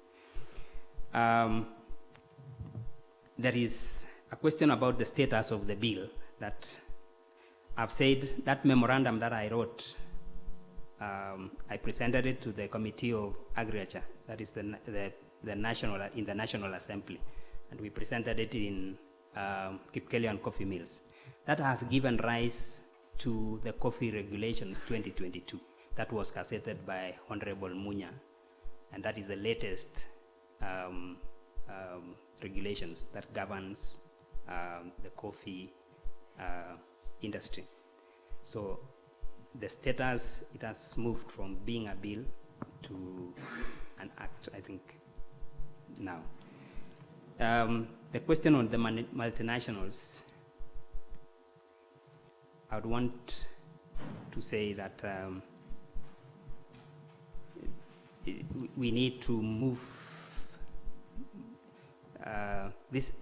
let me leave this one. This is being handled by the office that is, because the governor is actually reaching out to the multinationals. I don't know whether it was a question on machinery or what was it about. So His Excellency the Governor is engaging with the relevant authorities of the multinationals, and I'm aware that there is a task force that has been formed. So let us leave it to them to come out with the recommendations for this. Coming to what Honorable Hezron has asked about the Kipkorir coffee mills. Kipkorir coffee mills is doing under capacity. One, we also need to understand the formation of Kipkorir coffee mills. Kipkorir coffee mills is owned not only by the union, as it is alleged. We remember there were private individuals who were asked to buy shares. There was a class A, a class B, and a class C. A was societies, and then we had B was individuals, and then we had C was estate owners. So this mill, I think maybe the bylaws need to be looked into, and given the opportunity, I think we will engage with the people who are running Kipkorir coffee mills so that we look into the bylaws of the mill and see what we can do so that we win the confidence of the individuals, of the coffee farmers. What is happening now is that why it is underperforming is that I think there is some mistrust. And if you have been reading in the social media, there was even allegations of coffee getting lost within the mill. So I think that is what has made people run away from the mill. So given the opportunity, we need to bring together the administration of this coffee mill so that we win the confidence of the coffee farmers to deliver their coffee to this mill. About what Honorable Paul Chirchir has asked, that is about the ADC. I think this is the ADC in Soin. It's ATC. ATC. Yeah, ATC, Agricultural Training Center. That was, I think it's in Soin. And I am not very sure about the training aspect in agriculture. But if I don't know if it is the same with education. Training is not a devolved function. In education, training is not a devolved function. It is a function of the national government. So if given the opportunity, I will look to see whether it is one of the functions that is devolved. Yeah, maybe you need the Honorable... Chairman. Yes. Well, I think nominee should acquaint himself with the devolved function, especially the component on agriculture, where if a function is devolved, there is no way, and especially in agriculture, the best practices, for example, on crops, livestock, the training cannot be a function of the national government. It is a function of the county government. So it will be within your mandate to make sure that farmers are trained, because that is a training center actually, for training farmers.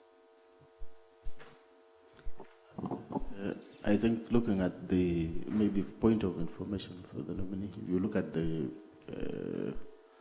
manifesto for the governor, I think he did mention about operationalizing the Soin Agricultural Training Center to provide capacity building for farmers, which is part of training.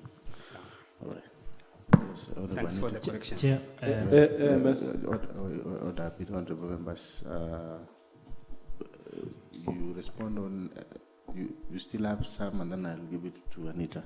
Yeah. Please respond to all yeah, the I think questions that you have. What about AMS, I will, that is equipments that are not functioning. I think we need to interrogate the budget to see, and because we need to operationalize some of these machines that are maybe lying there. So I will, when I given the opportunity, I will look into the budget to see how much money is allocated to this function. Otherwise, about Chairman. Yes, the Honorable Politician. The problem is not the budget. The problem is the bureaucracy in maybe the Department of Agriculture. But maybe, like you said, the fish that started rotting, that could extend up to the same place, maybe. Yes, you know, honorable members, let's avoid talking about this fish because it is line time. And I know it's not a favorite topic at this time. So maybe please attempt to respond to all questions first before I give it to other members to make their contributions. Or you are through? Thank you, Chair. There was a question on the climate smart agriculture. I think this is a World Bank project, and that is in the Ministry of Agriculture. And I think I have not gone into the much about the climate smart agriculture, but I know it's a World Bank funded project, and I will, given the opportunity, I will dig more to find out what exactly they are doing. Thank you very much. The Honorable Anita, and then I'll give to the majority. Thank you, Chair. Mr. Rob, I think we've dealt so much on agriculture because, as it said, it's the backbone of the economy. Just looking at, I wanted to hear more on some of the measures or some of the things that you'd actually put in place, especially when we talk of farmers' support system. Currently, we don't have, our farmers are not getting any trainings, especially maybe the extension officers. I haven't heard you talk about anything on that end, because for farmers to be able to succeed, even in crops, in dairy farming, in poultry, they need a lot of training, which is currently missing out. Maybe you can share a little bit with us on some of the ways you'd actually put in place to see these farmers get the training, the involvement of extension officers, how you plan to do it, so that we see a lot of good happening actually from the farmers' end. And lastly, recently the government lifted ban on GMO, which is a current debate in the corridors of agriculture. What's your take in the adoption of the same in the county? Thank you. Yes, you can respond to that. Thank you, Chair. On the question of the farmer support systems, that is the extension officers, if you look into the governor's manifesto, he has indicated that there is need to employ 30 agricultural extension officers. That is 1 per ward, I suppose. And I think that also goes with the veterinary services. So what I want to put to this committee is that it is not only about employment of the extension officers, but facilitation of these officers. Because if you employ them and they have got nothing for mobility, they are in the offices, still we will remain where we are. So we actually need to employ them and facilitate them so that they actually move around, maybe by buying them motorbikes and even providing fuel for them so that they can reach out to the farmers.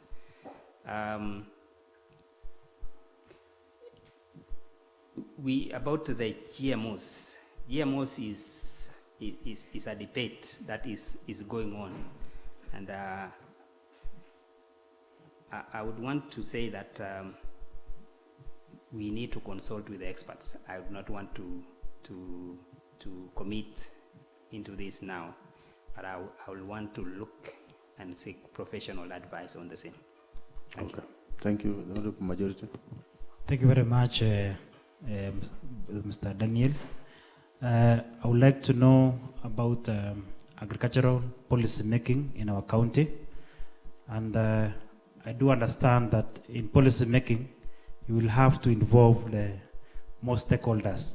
Now, having so many challenges in agriculture, what will be your key target areas that will help the farmer feel safe and even be happy in terms of profitability? Again, I'm asking on behalf of a member of County Assembly for Tendena Soget that the farmers are making production of potatoes in Tendena Soget, but you see all the revenue and anything that is being taxed just across the road in Uasin Gishu and Baringo counties. How can we utilize that potential of getting more income and revenue to our county from agriculture by having the potatoes revenue and income remain in our county? Another one is I've heard you discussing more about maize in Londiani. As the MCA for Londiani, I do understand that maize is no longer profitable. If you talk to the farmer, it is no longer profitable and it is not sustainable in terms of food security. How will we advise the farmers to look into other areas of earning income profitably? Say the land is becoming smaller and smaller, and the other challenges of inputs and fertilizer. Thank you. Maybe on top of that, so that you can answer on value addition, the one for milk cooling plants. I don't know whether, as the CEC nominee, you are aware that sometimes back the county government spent over 50 million in procuring some milk coolers, which are not utilized until today. Whereas in the manifesto of the governor, he has indicated that he also intends to establish other cooling plants, whereas the small one that we have are not functioning. Perhaps you should note that and note that that is a challenge. And now that the majority leader has also asked about policy, I would like you to comment on mechanization, because as you all know, that is a hot topic now in Kericho. And we are talking about mechanization of the machines by the multinationals. Maybe comment on mechanization in relation to the national government policy that is in place. You know now, if you succeed to be the CEC, you are the chief advisor to the governor on matters agriculture, which by extension, you will also be required to advise on the aspects of this mechanization. So maybe you will comment about it in relation to the national policy in place. You can respond to that? Chairman? Yes. Mine is almost the same as yours, so that Okay. responds once. All right. Thank you, Chairman. I also want to thank the nominee. I've heard the nominee. I've heard the plans that the nominee has, especially in milk processing plant, maize milling plant, and also the tea factory for our tea from Kabianga Tea Farm. What he's saying and what the governor has already told us is quite different, because the governor wants a milk processing plant, a fresh one, setting up of a new one. But our nominee has another idea of supporting the union. When we go to the maize milling plant in Kipkorir, you've heard from Vincent, the area member of the county assembly for Londiani, that the maize is not profitable. And if the maize is not profitable, I oversee a situation where farmers will never engage in maize production. And the governor wants to go and build a maize milling plant. Will that not be a project that will be an exercise in futility? Number three, the nominee has just indicated that to solve the issue of Kabianga Tea Farm, the county government needs to build a factory, a tea factory, so that our tea is processed. Now the governor is speaking. The nominee has also his own. Will he be able to convince the governor, especially on such areas where it is not possible to build a new factory? Will you be candid enough and advise the governor, so that at least we do not end up in building factories that will be white elephant projects in future, especially the one for the tea? And finally, as you indicated, and I want to thank you, because at least I've seen you have a lot of knowledge in cooperative societies. As you indicated the areas that they plant coffee, you never indicated Ainamoi, the lower part of Ainamoi. And you are my neighbor from there, and you are very aware. You normally pass through that route as you go to your home. That we are a coffee growing area. The lower part of Kapsoit, 70% of my ward, Kapsaos, we plant coffee. But it seems you do not have plans, because you never mentioned, when you mentioned the coffee growing areas. You went up to Bureti, but you never mentioned the place where I come from. And that is why I was saying, if you get the opportunity to be the CEC in charge of agriculture, please remember the people of Ainamoi, because I was not given a CEC. There is no CEC from that area. And you've just said, those growing coffee are from the other part of this county. So you should mention something from Ainamoi, so that the people of Ainamoi also will feel that they are part of this government when you are given the opportunity. And I want to thank you also for your sincerity. Chairman. Sorry. Yes, the Honorable Rogon, and then I give. Thank you. I want to make a comment before he answers, and I must appreciate Mr. Rope, because the input you've given, matters agriculture, is something that we need. My comment is in relation to what my colleague, Honorable Cheriot, I think you're very objective. This one I must say, because we cannot have a milling plant without involving the common raya. Now that you will be the advisor to the Governor Matters Agriculture, I must commend you that before we set up a maize milling plant, we need to have citizen participation, because we will be having a plant that will not be milling because there is no maize. We can't be having a milk plant that will be operational without empowering that farmer for us to have uninterrupted production of milk. I think that one I must appreciate. That shouldn't be a worry to you. That is why, Chairman, and I'm making this comment because I'll not say a thing again. You know, how you've addressed these issues, Mr. Rope, has convinced me beyond reasonable doubt that despite your qualification not matching where you are nominated to, you are equal to task. Thank you. Yeah, the Honorable Rogon, we agree that you don't jump the ship. That is the work of the committee. And you now need to declare interest in front of the cameras. I have no interest, Chairman. Yeah, because you have already approved the nominee. You are out of order, the Honorable Rowan. Honorable Anthony Ruto. Thank you, Chairman. Mr. Rope, the government of Kenya Kwanza is embracing bottom-up model of economy. You have talked of coffee in some areas, tea, and what have you, as a way of improving the livelihoods of our people.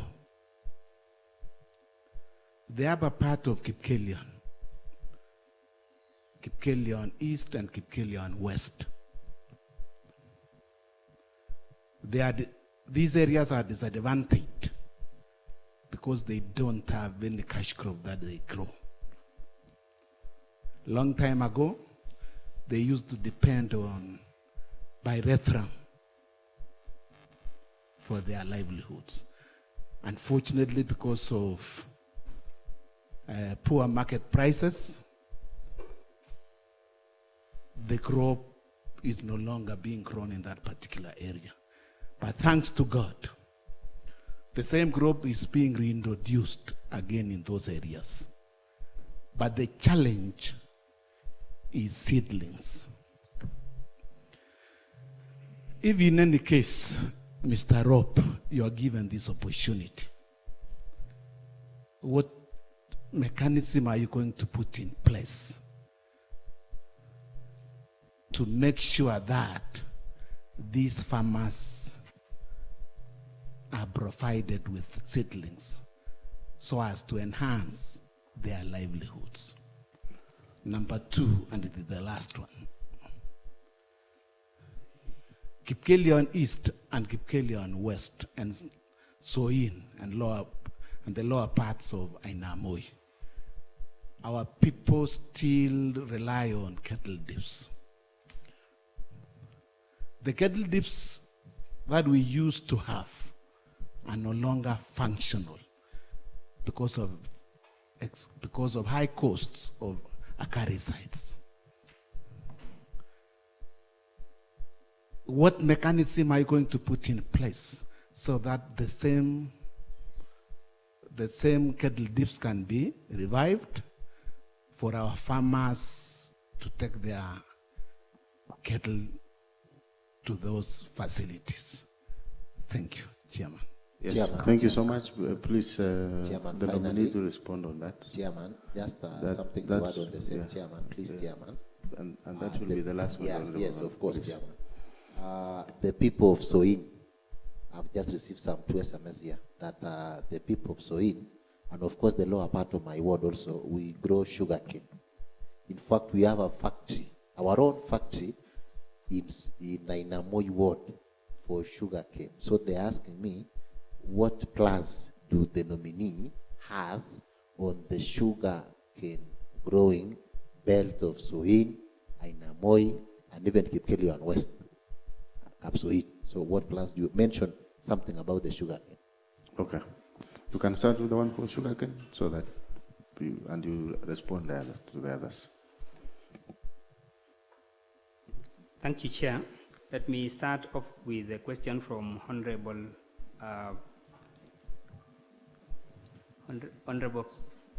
Vincent. No problem, just respond to the question. That was on policy.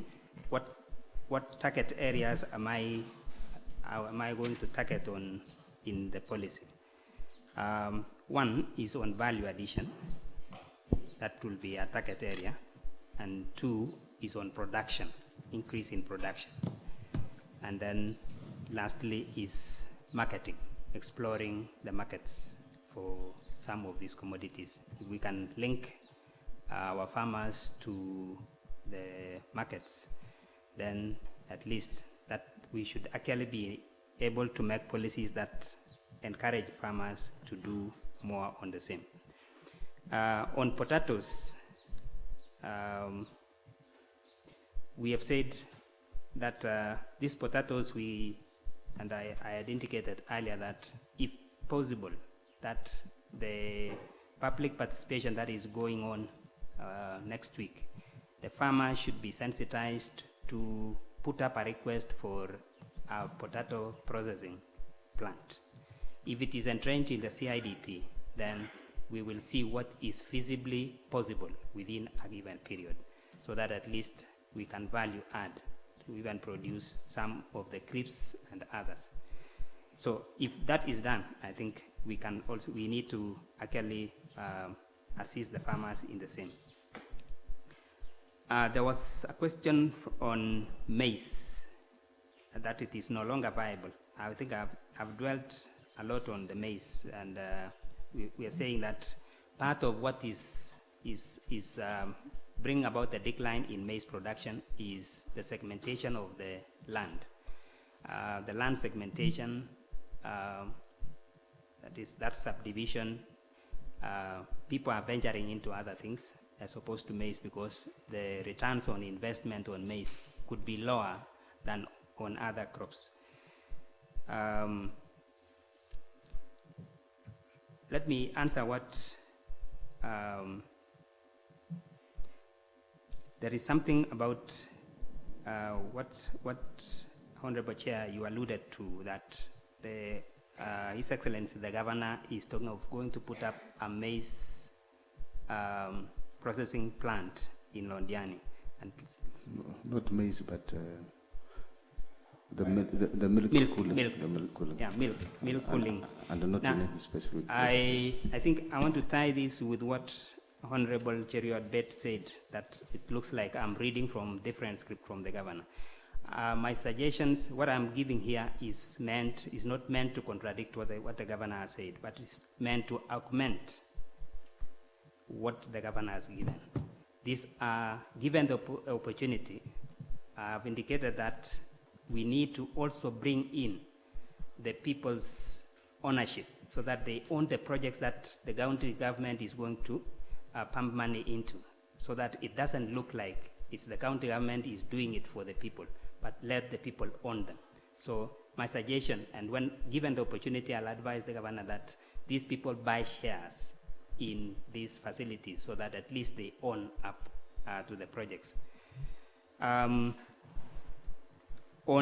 mechanization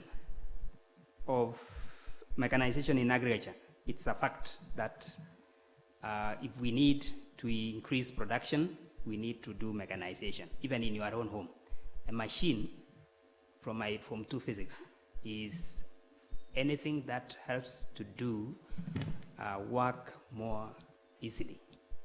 So that is my Form 2 physics. So let us not look at it from the other direction. Even you at home, you need a machine to do work more efficiently and more easily. But let us also look at it from the other perspective, that we also need our people to work in the tea estates. But even if they were to go back, they'll still require the simple machines to do the picking of the tea.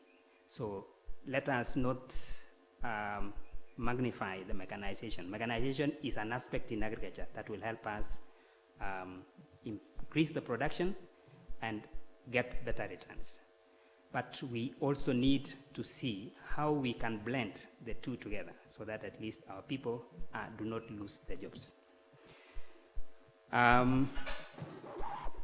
What on the same about what Honorable Cheriot Bet said about the cooperatives in Ainamoi, I want to say that I'm sorry that I did not mention all the cooperatives. I know of Laliat Cooperative Society, which is, I've even come to my society to benchmark. I also know of Camelilo Cooperative Society in Ainamoi, and many others that are in the lower region of Soin. There are also some farmers that are doing wonderfully well. We also have Puchenga Cooperative Society in Kapsaos that is also doing very well, and many others that are coming up. On sugarcane, let me say that we am aware that there are cooperative societies that are doing sugarcane. How do we intend to make an input to these sugarcane growing regions? I want to say that when we employ the extension officers, this would be one of the areas that they also need the services of the extension services. Thank you so much for that. Thank you so much. I want to give to Honorable Dr. Moses Rotich.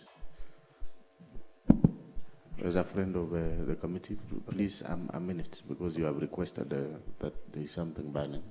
Thank you so much. And maybe before you even raise that, on the aspect of potato, I know there is the question of potato processing, and then there is also the aspect of how do we safeguard or protect farmers from losing wastage. Let's talk about wastage. When it comes to potato, there is the aspect of the cooling plant itself, so a storage or potato storage facility. Maybe should you succeed, I think the previous regime had indicated that they will be constructing a potato cooling plant where he comes from. So perhaps we will pray for you if you succeed. Maybe you can pick it from where they started. Yes, Dr. Thank you so much, Chair, the entire panel, and our nominee, Mr. Ropp. My name is Moses Rotich, representing the great people of Tendeno Soget. Thank you, nominee, for finding this chance to be interviewed by this panel.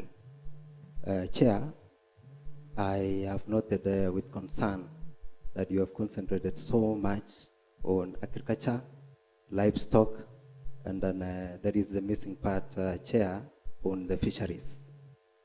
So that fish, I want to pick the positive attributes of the fish, as it had been indicated earlier from the quote, but I want to pick up the positive attribute that fishing is an economic activity. Fish farming is a nutritional aspect that we encourage many of our people nowadays, Chair, to take the white meat. So I want to ask the nominee that what is his plans on fish farming. Secondly, Chair, God has blessed us with a diverse climate. Tendeno, Chair, is an area that is of high altitude. Thank you because of the plans on potato farming. There are other aspects, Chair, on horticulture. That is the vegetable farming, that is the entire horticulture, Chair. I want to ask the nominee, what is his plans on the same? Tendeno, again, Chair, is an area that has been covered majorly with the forest. I represent the Ogiek community when I'm here, Chair. Their economic activity mainly is bee farming. what is your plan, our nominee, on bee farming? Lastly, Chair, regarding the maize farming, you realized recently there has been escalating prices of maize, Chair. And to note with concern, our staple food in this Kericho County is ugali. In the month of May, Chair, we had raised a memoranda and a request to the national government to reintroduce a shamba system so that we could get a scope of expanding the production. Chair, you find that the cost, when a commodity is scarce in the market, Chair, the prices goes up. Now that the national government have given a chance to our farmers and opened up the shamba system, I want to ask our nominee, what is the plan to provide fertilizers, to provide seedlings, and a view? Chair, thank you for the time and the opportunity I've been given to ask the question. Yes, nominee, please respond to those questions a bit fast. Summarize them. Thank you, Chair. On fisheries, I want to first of all thank Mr. Rotich for what he has asked. I think we had actually left out the fisheries.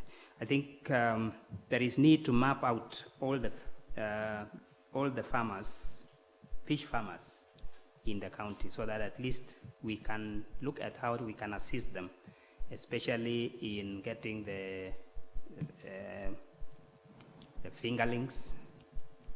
We can supply them with the fingerlings and any other way that we can assist them.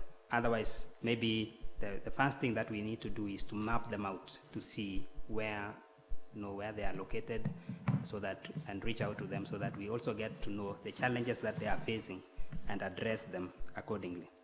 On horticulture, I want to say that this is an aspect that we need to encourage all our farmers, especially in the wards that are neighboring the town.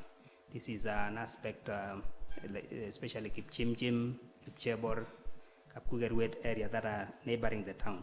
I think we need to do a lot on horticulture, and even the areas around Chepseon, there is need to do a lot on horticulture and even improve enable them to reach out to the markets for their commodities. This morning I've seen tomatoes that are coming all the way from Subukia, and I think this is, if we are consuming tomatoes that are coming all the way from Nakuru, there is need to look into ways of what can we do as a county to make sure that we feed our own people, so that we do not depend on other counties for very small things like tomatoes. So we will take into account this fact, and I'm happy that you raised it in this. Bee farming is an activity that should be blended with many other activities, especially the coffee farmers. Coffee farmers will need the bees for pollination. And on my own personal initiative, I had actually approached an NGO called Solidaridad, which has been dealing with the bee farming and to provide beehives to the coffee farmers. This we will, given the opportunity, I think I'll pursue the same with this NGO to see how we can get affordable beehives for the coffee farmers, and so that at least they can add on to their the revenue from the coffee. Maize, I think we've dealt with it at length, and there is that law of demand and supply. And I think it's true that what you have said, that when the supply goes down, when the supply goes down, the prices will go up, or the demand I don't know whether I'm putting it in that economic perspective.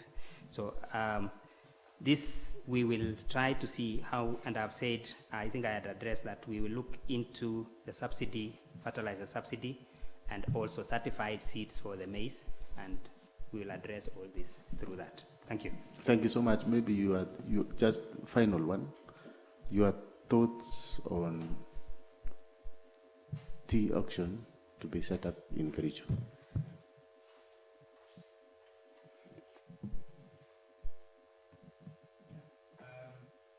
Thank you, Chair. Tea auction to be set up in Kericho, I think it's a welcome idea. But we also need to look at other tea, especially if we look at the infrastructure first, because the infrastructure will determine how fast we can do that. If we can upgrade our infrastructure very fast, then that can be feasible in the very near future.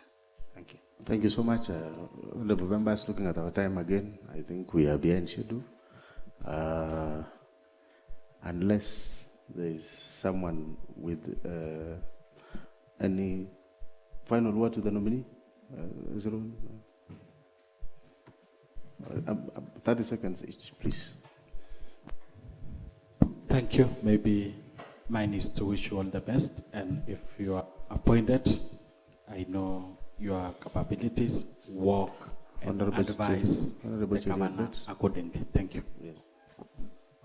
I wish you well. Thank you for your sincerity, and thank you for the knowledge that you have. Thank you so much, Honorable.